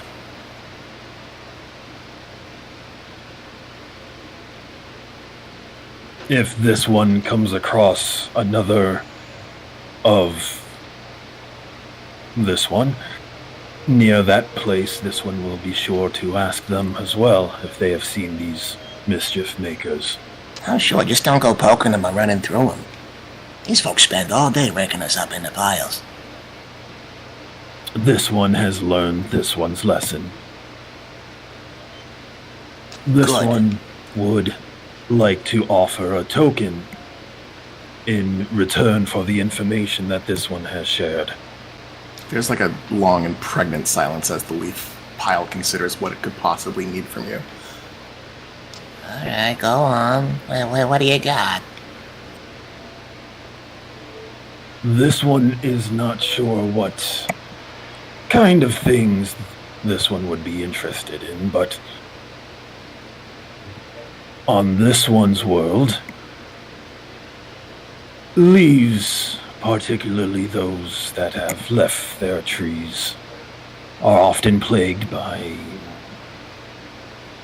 insects that like to feast upon them. Oh, it happens there too, brother.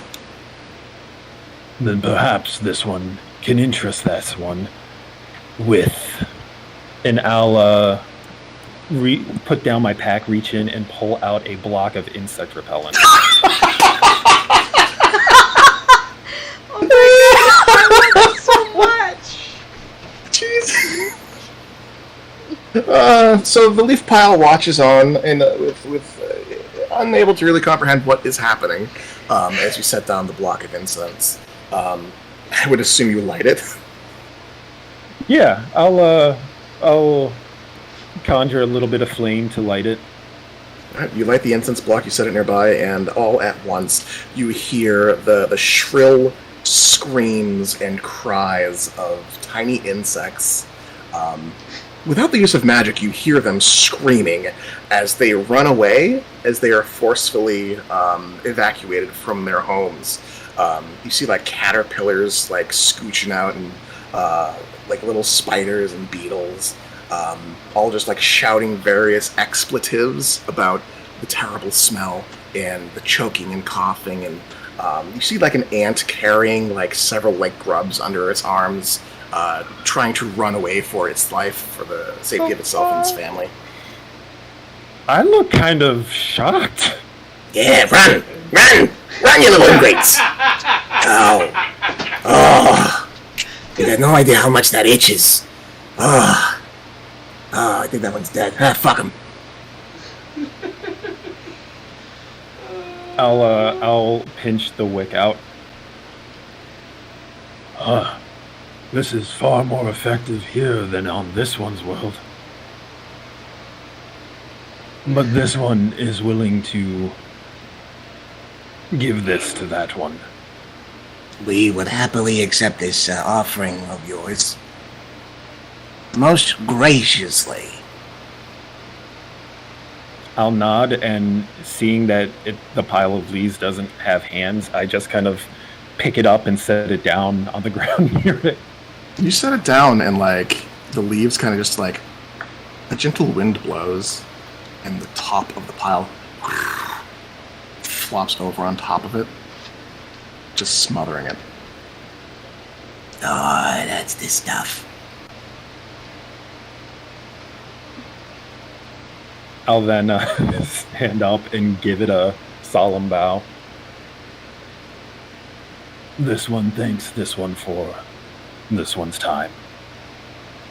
Hey, well, yeah, despite your many, many flaws and lack of handsomeness, you're not so bad yourself. Much obliged for your time. I will nod to the pile of leaves and turn and then approach my party. So, when you speak with animals, is that all audible? Speak with plants, rather.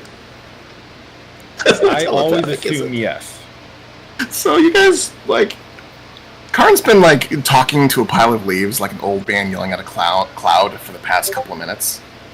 What is the reaction to that? Does this guy do that very often? Actually, yes. That's unfortunate. I think Bones is bemused confusion, but just like you know what, it's Karn. I'm fairly certain he remembers when Karn talked to the trees about a certain dead dragon. And Old roots. That's a specific spell. We stand old roots. Yeah, he's not surprised or in any way kerfuffled by this. He's done this before. That's just the way he is. It's not his first rodeo. So as I approach the others, the mischief makers come from the forest across the river, near a large building that smells bad with a spinny bit. That is what the leaves have told this one. I'll look to Gabriel.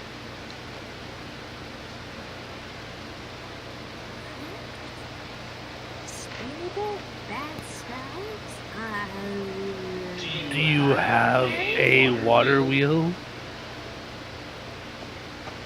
must be talking about the That's way down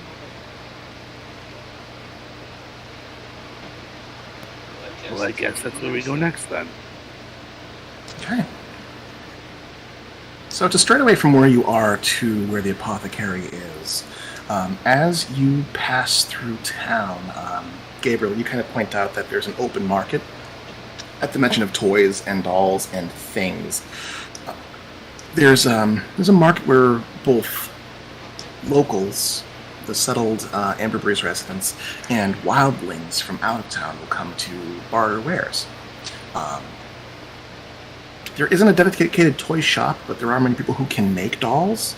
But if there is anything odd to be found, it may be found at the market. So that is one place that you guys have along the way.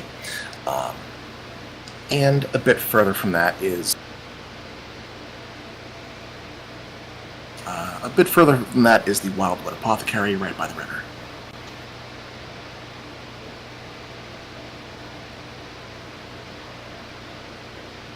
Do you guys head straight to the apothecary or peruse?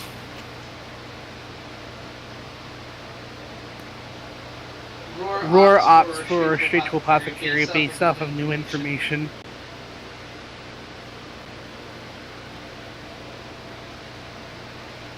Alright. If no one pushes against Roar, then you guys head in that direction. Now, as you... How long Speak with Plants lasts. If that's an aura that follows Karn, we might want to double check with various sleep files as we go. I do think it lasts for a couple minutes. I'm not sure the exact timing on it. Karn, you can check it.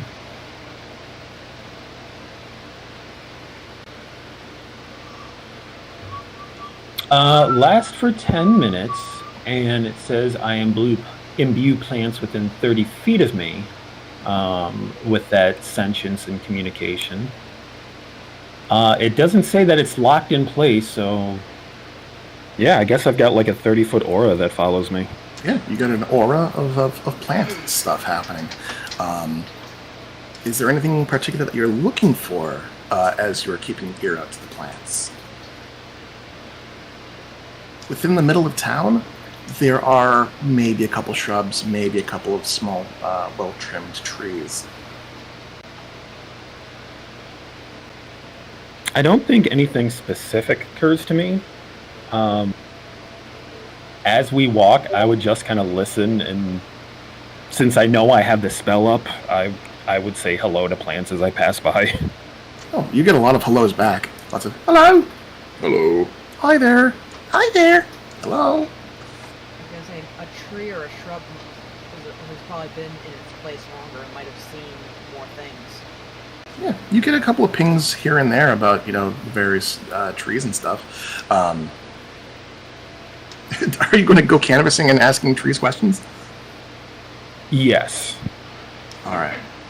So I'm going to say, because the conversation with Leafpile did take a very long time, you'll be able to, what's that word? Cross-examine one plant of your choice. That's fine. I'll probably ask a tree closer towards the river. As close as I can get before this spell expires. I can always recast it if I could recast it. You could. So yeah, you find a tree by the river, and you stroll on up. You find it's not a very, very old tree. Yeah, you know what? I'm going to say that I'm not going to worry about if it expires. I can always recast it, so I'm going to save it until after we get to the apothecary. Oh, sure. So we can ask some questions around the apothecary shop, and then I can ask some of the local flora as well. Excellent. All right, cool. So in that case, you guys make your way down the road toward the apothecary. High passive perceptions. One sec.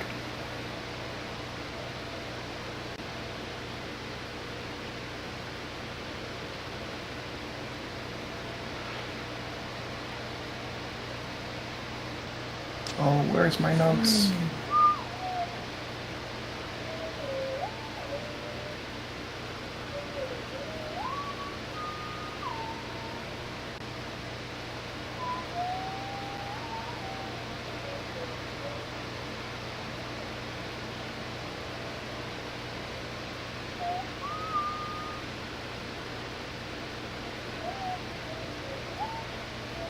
Okay. So, Bones and Karn. Again, well, actually, no, because this would be more. Bones, Karn, Raven. Everyone's above 16. So, you all hear the sound of thumps from across the path that you guys are walking down. Just the thump, thump, thump, thump.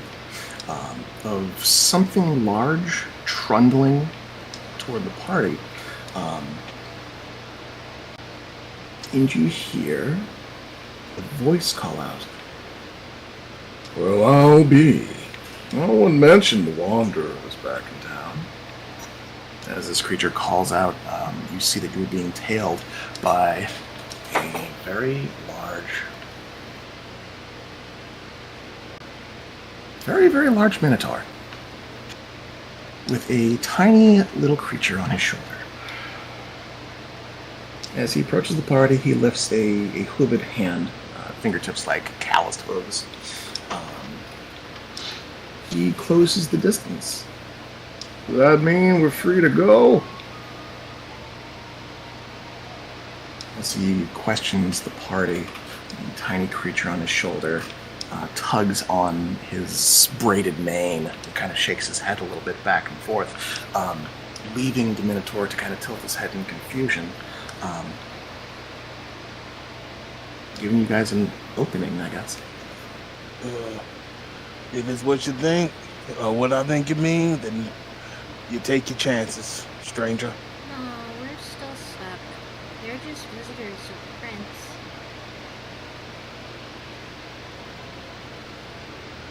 As you mentioned that, the tinier creature still tugging on the Minotaur's braids. Pull your hair out of your eyes, Holger. That's not the Wanderer. The Wanderer's made of people. That guy's made of trees and rocks.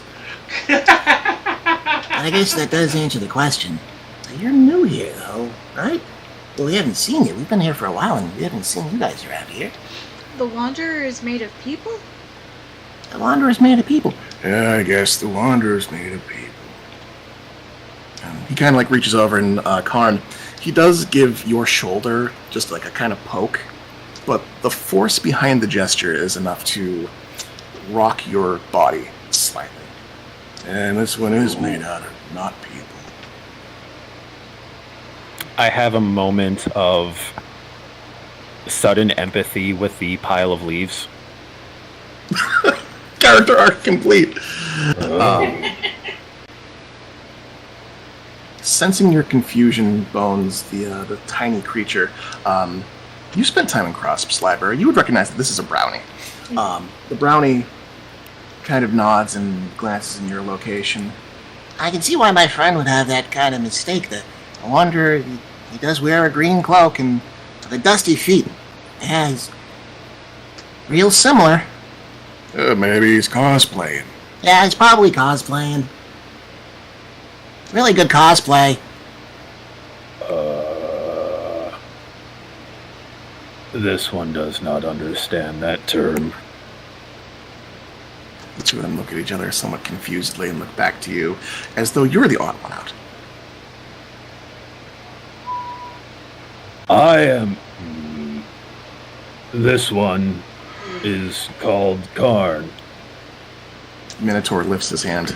I'm Holgar. At which point the brownie punches him in the side of the head. It doesn't do anything. It's too small. Remember the main game. You can't just say I am. This guy's called Holger. You can call me Puddle. It is a pleasure to meet these ones.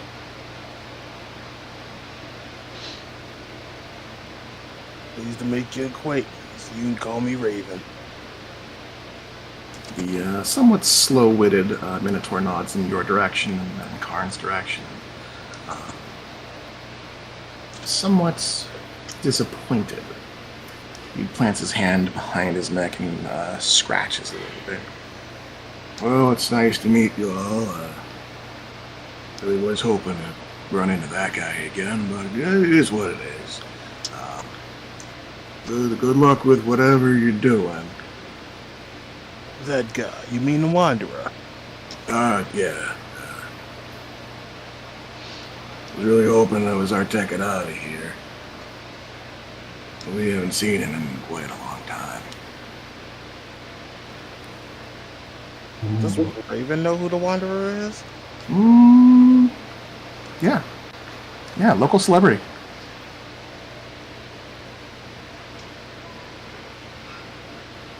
Is the Wanderer responsible for these ones being here? Oh, no, he just traveled. He's one of those folks who walk paths. A pathfinder. A wayfinder? Pathmaker. Pathfinder? A pathfinder. Yeah, maybe a pathfinder. He'd come in and stroll through this place, and people would follow him around. And, well, I wouldn't say he's responsible, but I did follow him for a while. You know, before things got bad. It's not that bad. It's kind of bad. Well, I'd say they're fairly bad. I mean, Full Belly isn't good music. Yeah. Lots of good company. Yeah. That's not so bad. I guess.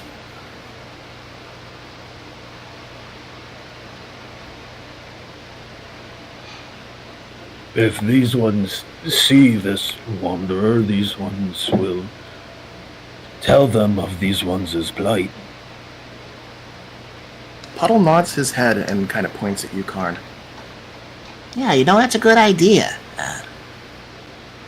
If he's going to listen to anyone, he'll probably listen to you. You've got one of his marks. What? His marks.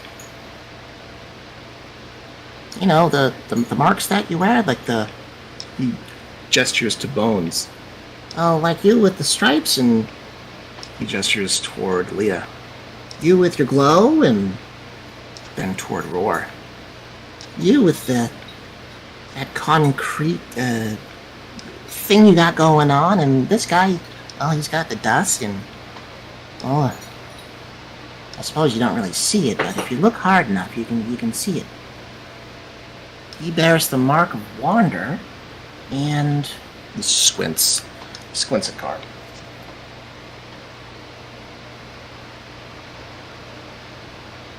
One sec.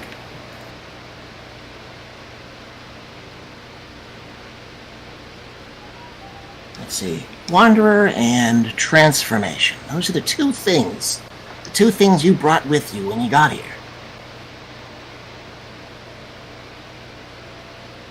With a little flick of his fingers, you can see kind of floating around Karn are ethereal symbols. markings. I think the other three of you all speak Sylvan. Sure do. Yep. So you can see that there are runes, ethereal and transparent, faintly glowing runes that just kind of hover around Karn as this brownie makes it visible.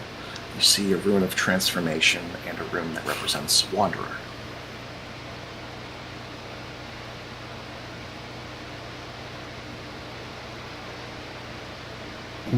This one was unaware of any such marks. Yeah, I mean, you got transformation and wanderer, and you, the Eladrin-looking girl, and Gestures toward Leah, gestures with his hands, and you see two runes kind of appear briefly floating around her. life and light. It looks like. Oh, you're a healer. Leah nods to Puddle. He nods and he shifts to sit on the other side of Holgar's shoulder. And glances to Roar, gestures a little bit. And you bear the marks of creation and transformation, like your buddy here. He gestures toward Karn. And the two runes appear and kind of float around.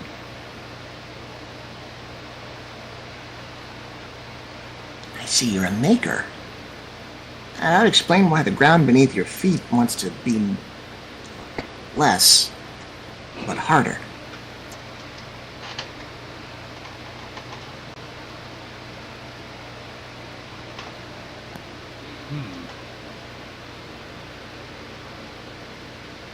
Yeah, creation types tend to bring a little bit of real with them when they show up.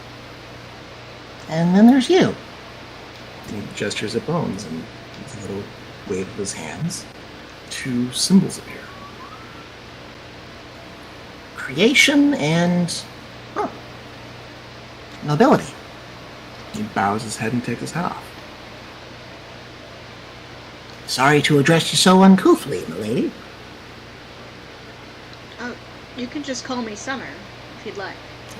Lady Summer it is. Lady Summer it is. The Minotaur does likewise, kind of puts his hand on his chest and bows a little bit. I don't know too much about court stuff, but nice to meet you. It's nice to meet you too. Well, if y'all are in the area for long, I know it's a long while since I've seen folks from a real place. It might be nice to catch up with folks who aren't exactly, glance at the puddle, made of star stuff and whatnot. Where are you from? Scratches the back of his head and he goes to speak. And then he lifts a finger and his finger curls. And he frowns. Oh, shoot. It's on the tip of my tongue. Hey there, buddy. Hey there. It's all right. Holger's been here a long time. He forgets stuff. I don't forget stuff. I just unremember it. It'll come back to me as soon as I get home, I'm sure. I'm sure. This one can relate. He gives you another soft shove on the shoulder. Yeah, it's like that. I give him a bit of a shrug on the thigh. His mood seems to be somewhat restored. He nods toward the party. Well, hey, you're taking up enough of your time. Sorry about the Misconception? misunderstanding. Misunderstanding. Misunderstanding. Ah, it was a good conversation nonetheless. Oh, well, fine folks from the real world are a lot easier to converse with. Less talking in circles and less forgetting stuff. Oh man, I'm thirsty. I'm gonna go get a drink. Nice meeting y'all. Raven tips his hat. He bows again. Looks to Bones and bows a little lower. Milady. Milady. And the two begin to trundle off.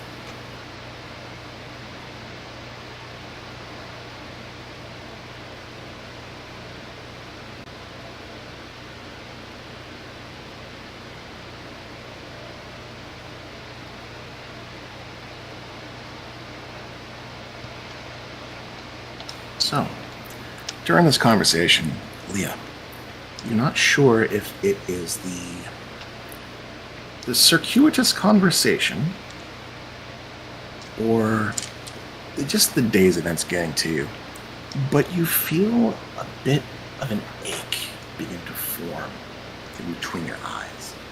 You've got the beginnings of a migraine starting.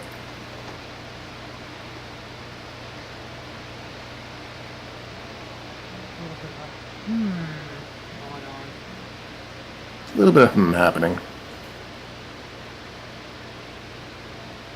So, after being accosted along the way, you guys make your way toward the river, and toward the apothecary on top of it.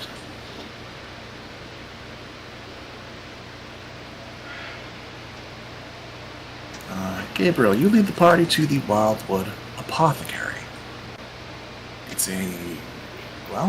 It's what appears to be a potion shop, and somewhat similar to Crowley's. As you approach it, you see that it's complete with a water wheel, a chimney spouting faint green fumes. But it does appear to be slightly differently built. The shack is open-fronted with an overhanging roof that encloses it. And the wood is adorned with climbing ivy. You catch the scent of herbs and less pleasant arcane ingredients. The interior is dark, kind of hazy, kind of misty, as though glamored against the golden hues and rays of the sky around you. As you make your way inside, you see that there are several other people in here, mostly smaller folk, the small beast folk that are prominent in the area. Kind of mulling about, looking about, selecting wares off of shelves within the building. Let's see, Karn, do you hang outside this time, or do you enter? I will enter with the party. I kind of usually just kind of like pop my head in, look around. If anything grabs my interest, I'll linger. Otherwise, I'll head back out to keep an eye out and just soak in the atmosphere of the place. Sure. Because your passive is so high, as you enter, the candles on the walls catch your attention. You lean in, spying one of these blue candles, and you hear just a faint, crackling in the wick, almost like the sound of whispers, just faintly audible. You lean in a little closer and can't really decipher anything out of it. Can't tell if it's magic or if there's maybe some kind of spirit thing happening. You pick up that as you enter. As the rest of you make your way inside, you find that behind the wooden countertop there appears to be one of the beast folk, a little taller than the others. People. What appears to be a short-ish foxwoman. Striking red fur, wearing all of the accoutrement that would be associated by someone in Vanya's business. Very witchy. She's got black tipped ears, white little tufted tail. Very lithe, very agile, and she kind of bounces around from point to point at the countertop, addressing the various people. It's somewhat busy. It does appear that she is running things by herself, packaging up flasks in paper wraps and handing them off, and taking various things behind the counter, forms of bartering various other created objects, various crops, various stuff needed to live in exchange for her potions. As you guys enter, the fox casts a yellow-eyed gaze toward the party and kind of lifts a hand. Aye, welcome to Wildwood. I'll be with you in just a moment. And proceeds to carry about administering to other customers. Incidentally, I've immediately gone over to those candles after we entered to scrutinize them. You hang out in front of the candles. Give me one moment.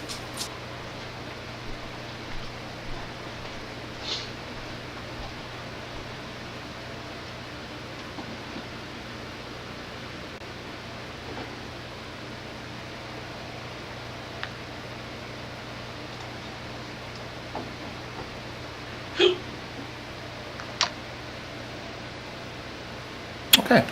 Just have to look up something real quick. Yeah, Karn, you hang out by the candles. The rest of you are kind of waved in. A few moments pass, and the crowd seems to thin little by little.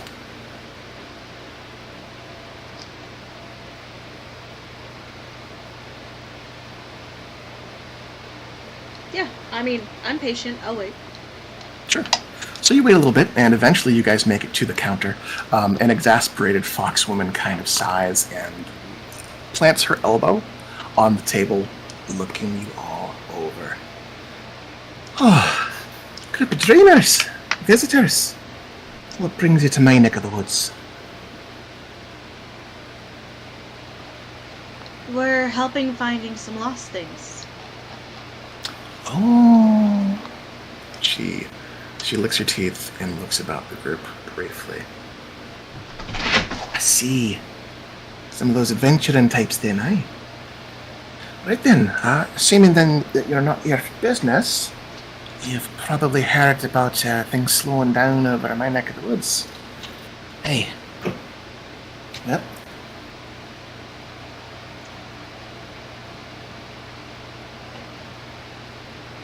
Bones nods. Right down to brass tacks then. She pulls out from behind the counter a basket full of baubles and sets it aside on the countertop beside her.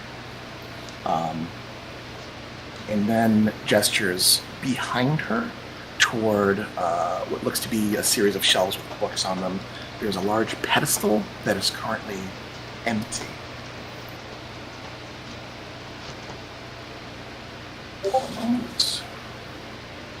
So, it seems my potion book's gone missing. It's kind of a precious thing. Self-taught, all my personal recipes are in it. I can make do and make some of the most common things by rote, but, well, without it, it's slowing me down to a crawl.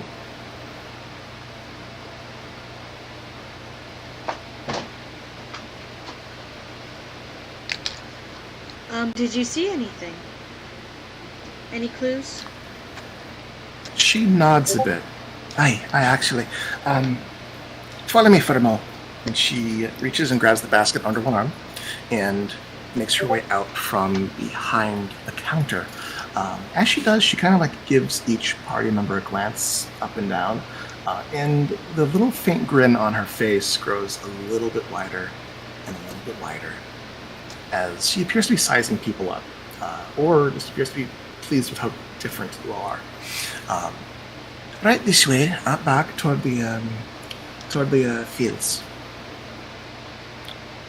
So before Karn would follow, he actually cast Detect Magic as he was scrutinizing the candles. Ah, excellent. Let's see.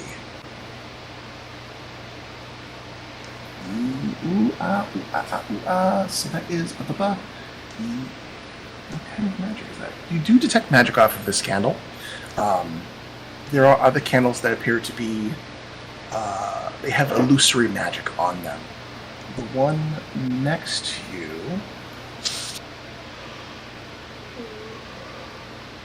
is it? Invocation? No. There appears to be some rather powerful abjuration magic attached to this candle.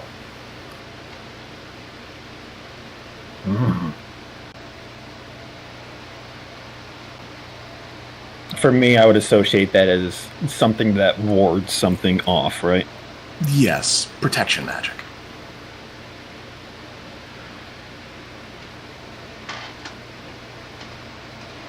Okay. Noting that, I'll kind of roam around. All right, you roam around inside the shop. Yeah, I'm checking something real quick. Okay.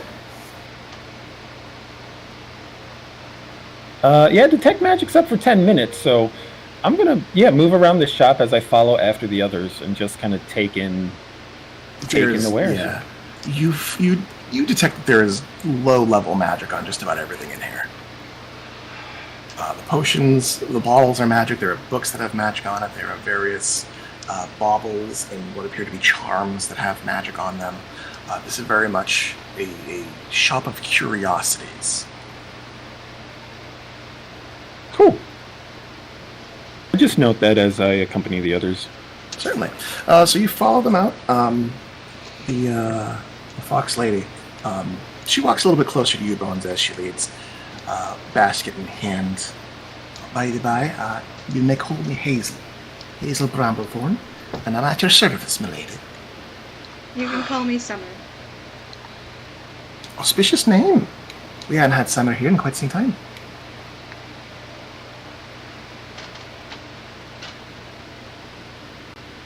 And she leads you guys out toward the fields nearby, where various strange plants grow, small herbs in various shapes and colors. She leads you through the fields and toward the tree line, at which point she begins to point out. Let's see.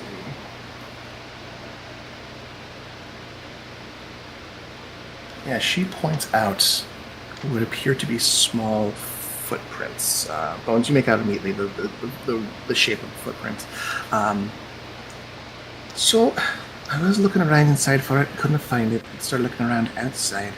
Found that some of the plants were knocked down.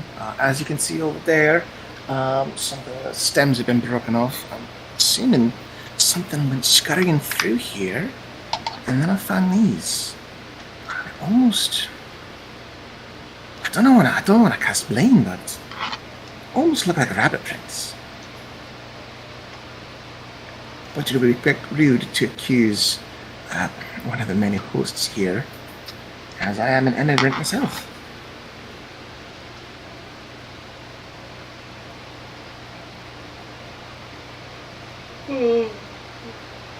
I think this would be the moment where Karn would break out, speak with plants again.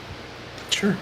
Bones, you can roll an investigation check if you want to check these prints. In fact, anyone can. Yeah. If you all would like to roll checks of some kind, you may.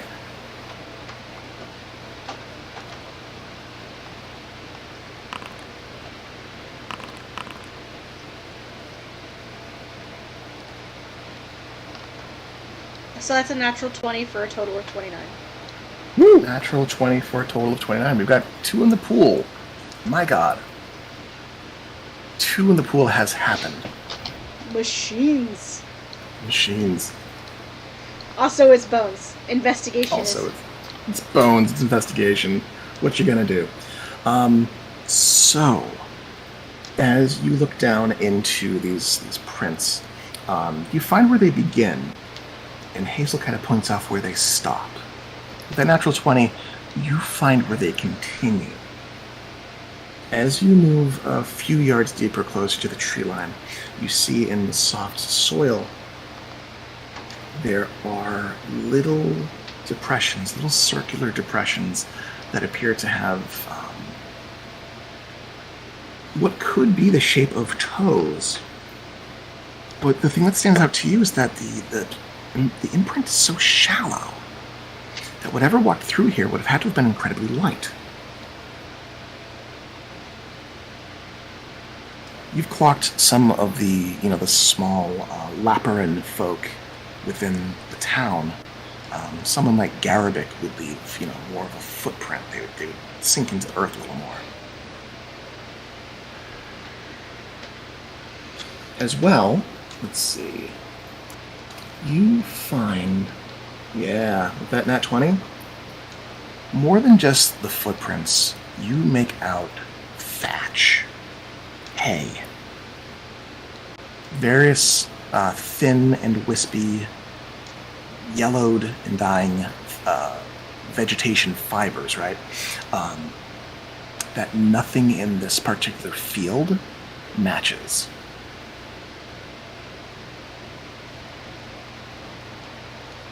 I'll hold them up. Pluck up some bits of thatch. Hey, Karn, how long does that detect magic work for? Well, it's for 10 minutes, and it would probably go down once I cast Speak with Plants. Okay. I will let... Yeah, we're going to hand wave some things. As Bones picks up the little bits of thatch, before you go and cast your second spell to speak with animals, you do see that there is a little bit of a glow in what she has discovered.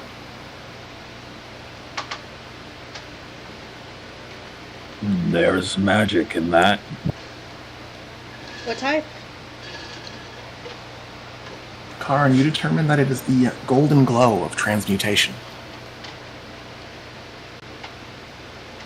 The magic that turns one thing into another. Ooh. Seeing that and having that prompted by Bones, would it occur to me that thatch might not actually be thatch? That is one possible deduction that you could make. You can roll an Arcana check, or you can spitball with an ally to roll an Arcana check to better understand what the scope and scale of transmutation.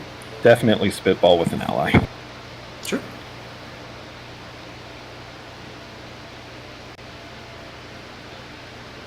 So, Bones, were you saying something just now? No. Okay, sorry, I thought I cut you off. So, Karn, you mentioned that it's transmutation. Yes, indeed. Okay. That said, anyone can roll an Arcana check, or if you guys want to buddy up, you can roll Arcana with advantage, as you all kind of put your heads together and try to figure out what it could all mean. Well, because I don't want them to go to waste, is anyone okay with me just using a karma die rather than causing someone to help me? That sounds good to me. Sure. Go ahead. Maybe something got turned into a bunny? Bones just says out loud.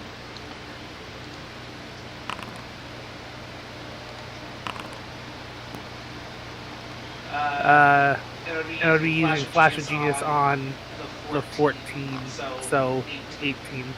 18? So an 18.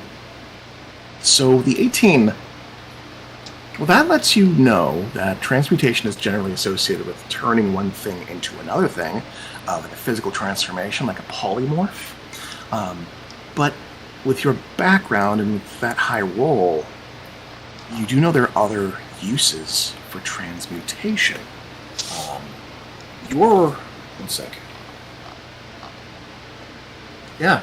Your attention is drawn to your finger, where you see a ring of telekinesis is currently clasped around it.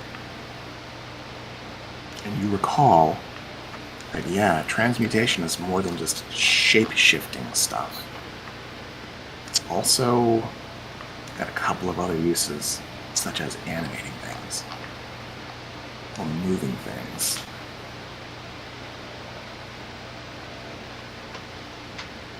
Huh.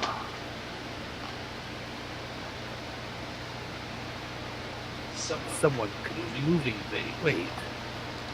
This is hay that we're looking at. That's got it, right? Hay, thatch, yeah.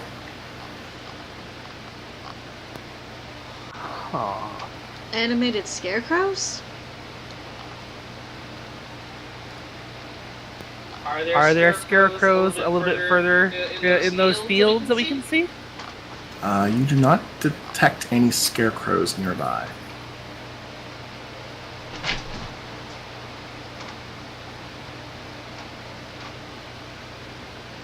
This is strange.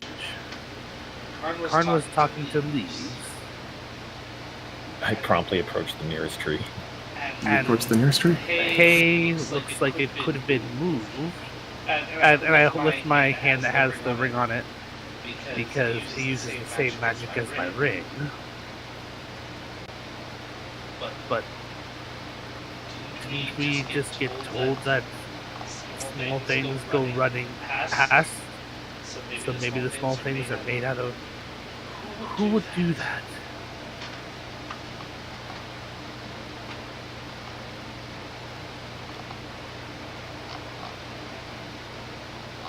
Alright, so Roar, you puzzle this out, trying to divine some kind of answer. There was mention of approaching a tree. Bones, are you up to anything? Puzzling over the tracks some more. Puzzling over the tracks some more. Okay. Raven, I saw a roll of some kind. Were you rolling magic? Yeah, I was rolling magic, trying to see if there was something special I can like piece out with the clues that everyone else is getting. Okay. Leah, are you up to anything specific? Mostly just keeping an eye on things. Okay. And Gabriel, are you up to anything? Just monitoring, making sure no one gets hurt. Remaining vigilant, okay. Let's do a quick Arcana check to see if I can think of any little... Because I saw Roar ponder over transmutation on the thing, and I'm like, this guy has homunculus, why isn't he thinking of that? Yeah, you can roll an Arcana check, or just throw that out there. Like, I'm trying to think of if there's any, like, not necessarily, like, one-offs, because homunculuses are usually you have one or two of them. I'm thinking, like a specific spell? Or like a application? Yeah. You can roll an Arcana check for that. Gourds and straw running around. So that's a 25 Arcana? 25 Arcana. You think it's well within the realm of possibility to essentially take small things and with a little bit of magic turn them into walking, moving minions. It is definitely... You'd have to be a reasonably powerful mage to do it, but it's not outside of the realm of possibility at all. And there's a possibility that, considering that we're in the Feywild, that just might bring the bar a little lower. Entirely possible, yes. Or is pondering his pondering. I will throw out the homunculuses and other small animate minions. With that, Karn, you had a... Did you want to go ahead and cast? I do. Okay, go for it. You can go ahead and cast your spell. Please use all your spell slots. I need a chance. I have plenty more. Yeah. Speak with plants. And I'm going to look at the tree, look back at my allies and the straw, and look back at the tree. Good afternoon. This one apologizes for disturbing this one, but this one and this one's companions has been charged by the master of this place to find mischievous creatures from the woods responsible with thieving inside of the town. This one would like to know if this one has seen anything odd or suspicious running out of the woods and running back into the woods. You're working for the Lord of the Domain. Alright, yeah. No, I was going to give you shit about waking me up, but I mean, if you're working for him, I guess I know, real reason not to help you out with that. Weird shit, yeah. Seen rabbits. Seen some weird friggin' rabbits. Different from the rabbits that walk about in town and dressed in I mean, clothes. like my roots, you know, they don't travel, they don't tramp as hard as a normal rabbit foot. You know, rabbits are pretty, you know, they say they're graceful, but they're actually clumsy motherfuckers. So these guys, they're like careening through Miss Bramblethorn's, you know, patch or whatever the hell she grows over there, leeching my nutrients. By the way, you know, give her a piece of my mind about that. She's gonna fertilize them. Terrible, absolutely terrible hostess. So they run through here, and you know, some of them are bouncing up and down, you know, planting their asses in the ground, and like I'm like, yo, what are you doing? You're on our team. Stop disrupting stuff. So you know, the little guys with the, you know, the fruits, the gourds, they're running through. Then the big, you know, not big. I like the little rabbits here. They don't trample as hard as the gourds do, you know. The gourds? Yeah, little, you know, like a little, you know, a gourd. Like a little gourd. The gourd moves? Yeah, they got the fat fucks. They trample the roots and they bump through the fields, and you know, fuck those plants, but I still feel bad for them. And the gourds work with the rabbits to cause a ruckus. Yeah, ruckus. That's a great word for it. If I weren't a tree, I probably would have had that word ready. Thank you. Yeah, you're a smart dude. Thank you. Yeah, you're welcome. Got lichen? Got lichen on your cape? Yes. Give me some of that shit. I promptly move my cloak over and draw my druidic dagger to kind of like scrape a bit off and put it onto the tree. Oh yeah, symbiosis. Good shit. Alright, yeah, so yeah, you know, one of them was carrying a book. One of them had a lance. One of them was wearing a helmet on their head. But that wasn't what they really were. That's what they made them into. So watch your ass when you're out there. I didn't know Jin turned into a tree. Yeah, Jin turned into a tree. It's his end game. What can I say? It's got wood. Their weapons were transformed from other things, or? Yeah, so you know, the lance, I'm sure the lance was not a lance, but in their hands it was a lance, because, you know, that's how it works. And were they in the hands of the rabbits or the gourds? Well, Big Rabbit had one that I seen. I mean, my buddy's down the way seen other ones. I seen one. It had a book. One of the pumpkins had a lance. Another pumpkin had a helmet. But yeah, big rabbit. And there was a little rabbit. There was a big rabbit and a little rabbit. Big rabbit. Important distinction. There were a couple of them. No, work with the little rabbit. I work with the little rabbit and the gourds. And the gourds work with the rabbits. The gourds, yeah, well, I mean, they all kind of, you know, bounce around together like a bunch of happy hooligans. Anyway, I mean, if you're quick, you could probably catch up. And the tree rustles. Tree rustles and kind of like, if a tree could gesture with their head, kind of swings to the side, gesturing deeper into the woods. That way, excellent. And these rabbits and gourds, has this one seen them return from town with trinkets that they did not leave the forest with originally?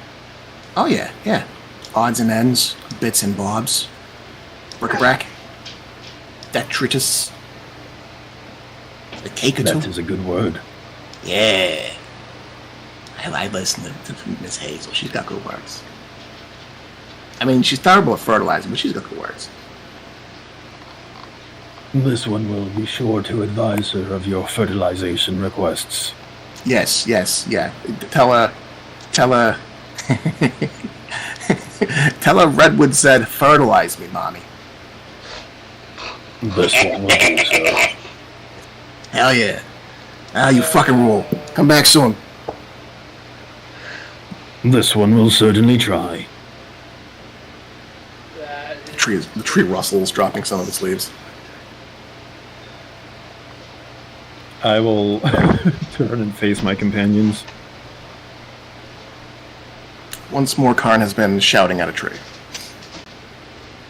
More like having like a low, profound conversation. At one point, he scrapes some lichen off onto the tree.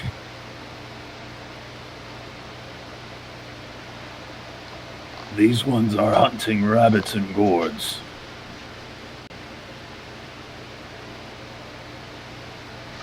The tree tell you that. Yes.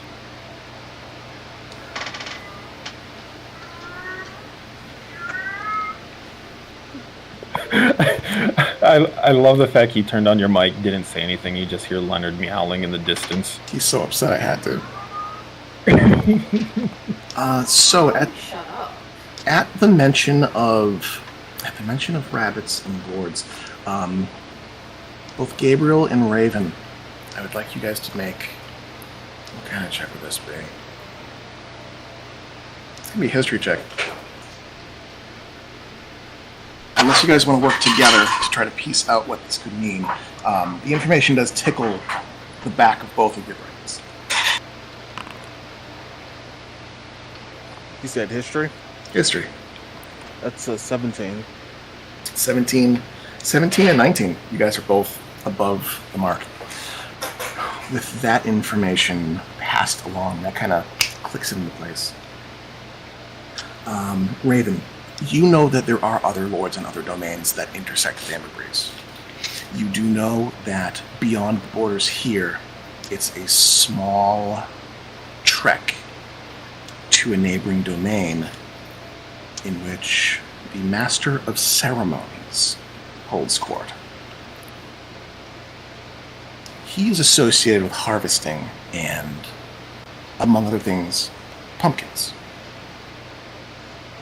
It's also known that his domain of Harrowed Hills does have more than just a modicum of magic to it. Though in ruins now, it is a place of arcane power and mystical secrets. Gabriel, with your connection to the Jackalope Court, you understand that the Master of Ceremonies and Harrowed Hills has its own guard group. They're less battle hardened than your people, but the troopers, as they are known, take many, many different forms. And it's not out of the realm of possibility for the Master of Ceremonies himself to animate minions, objects, items to serve his purposes. This sounds an awful lot like, in that spectrum, within that realm. And that complicates things for you. Entering into another domain requires deference and permission and all that kind of shit. To meet up with a lord of a domain, you would need a damned good reason. With your history check of 19, I'm going to let you know that in order to meet with the Lord of Harrowed Hills, to get some answers one way or another, it would behoove you to collect and maybe capture one of these creatures that's been causing problems. Perhaps to parlay and trade.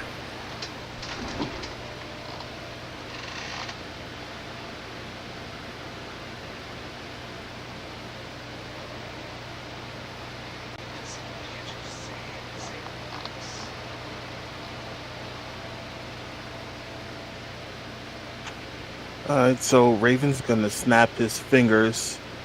Ah, that makes way too much sense, and I hate it. And he points to he actually turns. Forgot her name already. Hazel? Hazel, thank you. There's the autumn court, the harvest court, not far from here. Yeah. What do you think about that?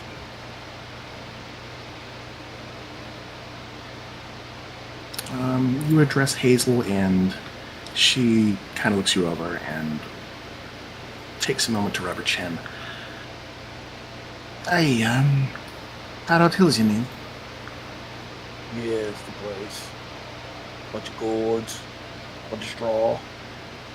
Well, I can't say we've ever...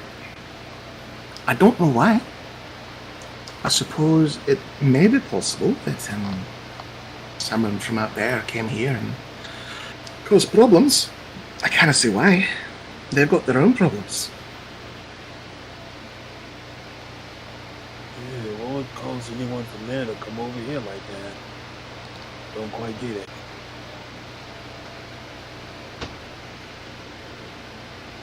And it don't make much sense to go accusing them just because you think you saw a thing. You get right out of trouble if you do that kind of stuff willy-nilly. Unfortunately, sometimes solving your own issues causes other issues in other people.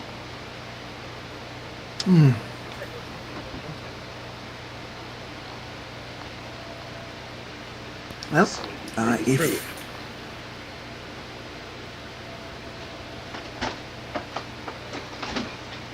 Proof would be important, I would imagine. Well, she jostles the potion basket at her palm. I've got a lot of catching up to do, but if you all are as capable as the town's been drumming you up to do, I will wait and have faith.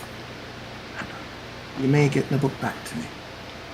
If you do, I would be greatly appreciative. As a matter of good faith, I do have some things to present to you. She jostles the potion basket. You all can take one.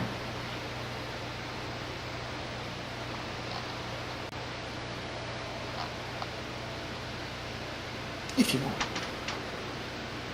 That is very kind.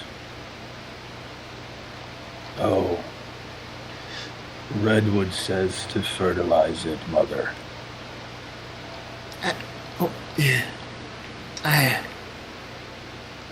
You know what? I'm not going to think too hard about that. In fact, I'm not going to think at all about that. I will take this one. Okay, let's see. Rolling on the table. Okay, Karn, please mark down in your notes that you have acquired. Reveal? Reveal. That should be in the rolls. Vibrant green potion swirling within a squat bottle. A what? Sorry, did that appear in the rolls? Bottle. Yeah.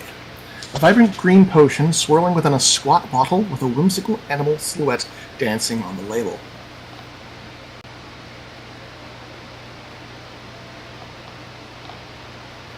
Well, if these potions are available for all of us going doing the trekking, don't mind if I do, lady. You pluck a potion from the basket. A cloudy potion with a shimmering, ethereal quality. Stored in a slender, elongated bottle with delicate feather engravings. The potion may have a taste, but you have to taste it. I will also take a potion. Okay. We're going to skip duplicates. Roll an 8.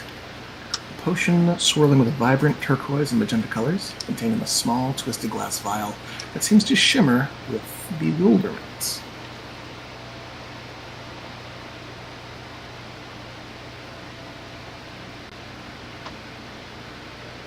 Then, I'll show my appreciation as I grab a bottle as well. okay, you grab a bottle. Oh, skipping doubles. Roll again.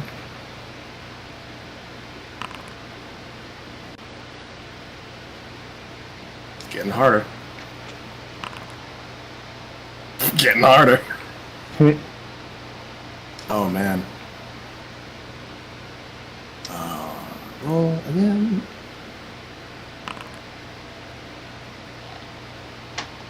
Guys, I'm physically dying. We did 8. We did 2. We did 4.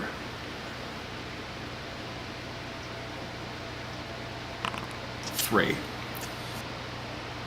You grab a potion with swirling silver and violet hues containing a small vial with a stopper adorned with tiny mirrors, reflecting fragmented images.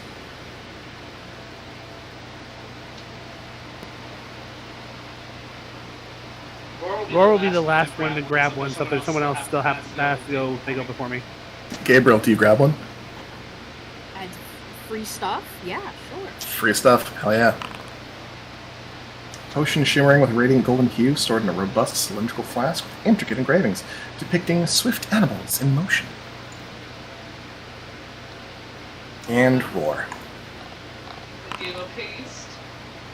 A colorless potion held in a tall and slender flask with swirling silver and gold patterns, resembling flowers. Flowing thoughts. Okay, she has 4 potions left, which she will take into her basket and nod toward the party. Aye, well, I'm back to work. If you need anything else of me, I hope to keep in a jump away. Absolutely. We thank you for your time, lady. Thank you for your efforts. Much obliged. She will head back to her potion shop, leaving you guys to plan out your plan of attack.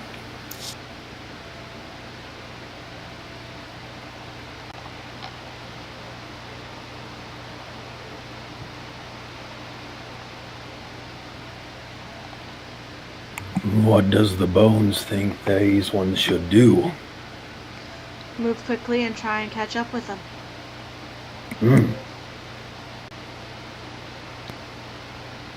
Roar looks over at Bones and looks mischievous.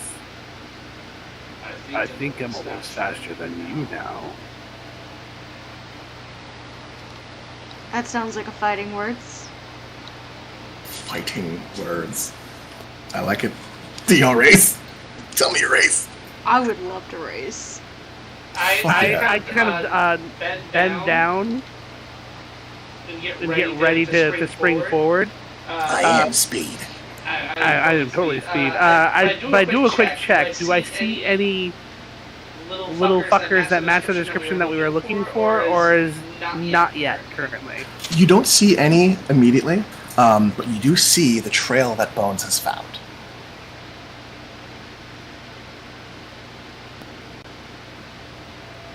You scared? 3, 2, 1, go. Bones, you fucking bolt ahead, getting the jump. I'm not gonna math. You guys are very close right now, though, because you've got Tabaxi speed and Rogue, and Roar's just faster now. You guys fucking tear ahead, leaving Karn, Leah, Raven, and Gabriel to pick up the slack. You guys zoom. I go 120 feet in one round. How far do you go in one round? Did they expect these ones to keep up? Gods, I hope not.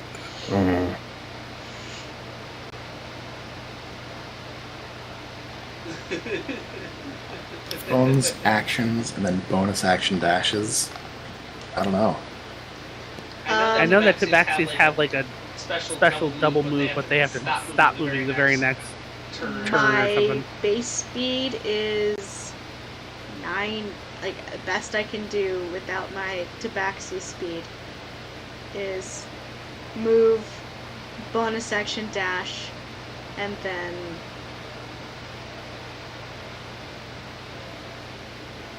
double So moves. 30. And then regular action moves. So 90 is my total base speed.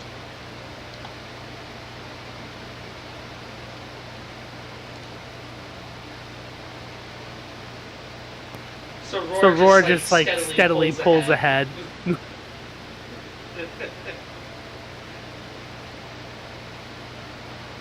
Speed.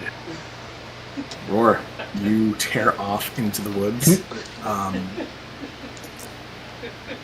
Bones gives you a bit of a challenge as you begin. She starts ahead, bolts, zipping fast further away from you, and you tap into abilities you didn't know you had.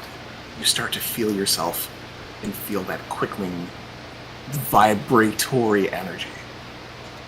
As your body blurs, you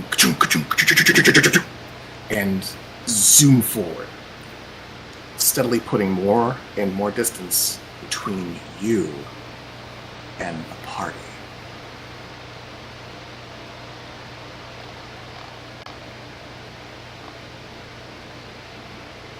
Moving scenes. At that point, it becomes a matter of chasing after Roar. Let's see. I am keen to end soon. However,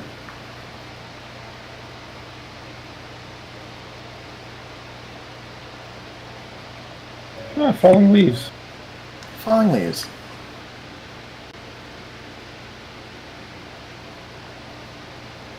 Roar, since you are ahead of the group, I'm going to just describe what Roar sees, and then I think we can call it after that.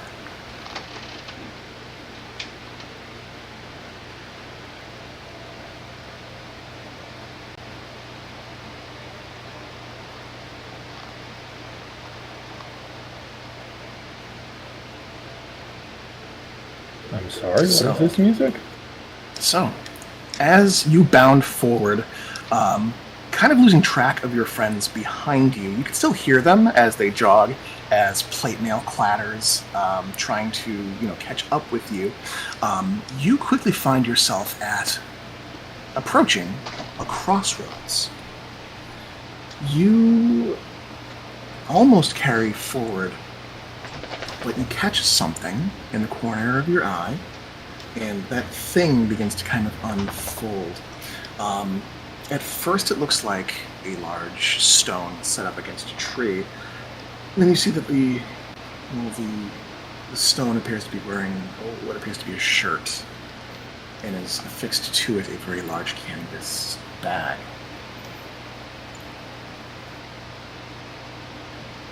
Turtle-like in appearance, with a crusted shell-like carapace underneath its shirt.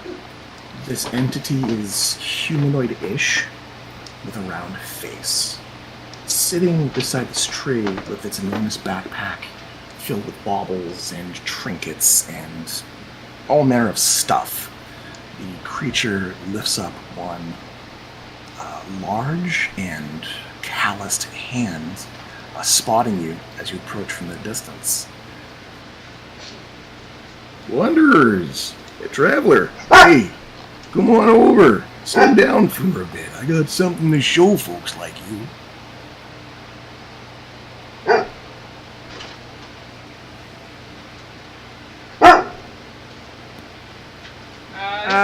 I guess I slow down. Alright. You slow down and begin to approach this large, stony figure. You see spread out before this entity it looks almost like a picnic rug with various different stones placed upon it, all across different colors, different gemstones, different granites, even what appears to be some ore or metal.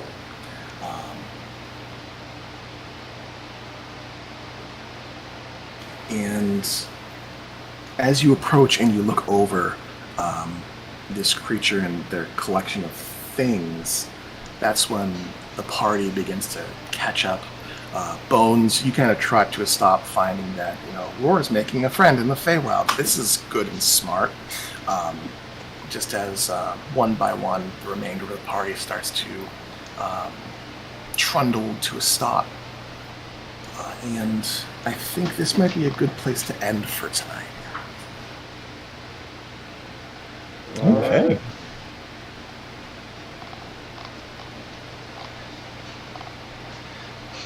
Alrighty. Well, thank you guys for playing with me this evening. Thank you for game. Yeah, thank you. You're very, Thank very you for welcome. game. This You is are very, interesting. very welcome. Here's where I begin to roll dice and say, this is what happens. Cool. Yeah, so I'm down to play again next time you guys want to play. I have a lot of different segments and stuff to throw in here between where you are and your destination, tracking down those creatures. I'll fill in notes and informations. I will furnish you with informations if anyone has questions. I know I cut out a lot tonight. I think that's my push to talk button failing me. I don't think it's the mic this time. I think the mic is good, but I don't know for sure. But yeah, that's it. I'll be up in IMs for some time further, just winding down. I'll be available then. All right. Well, everyone have a great night. Yeah, have a good night. Everyone have a good night. Thank you for Good game. night. Good night. And take care. Take Good night. care.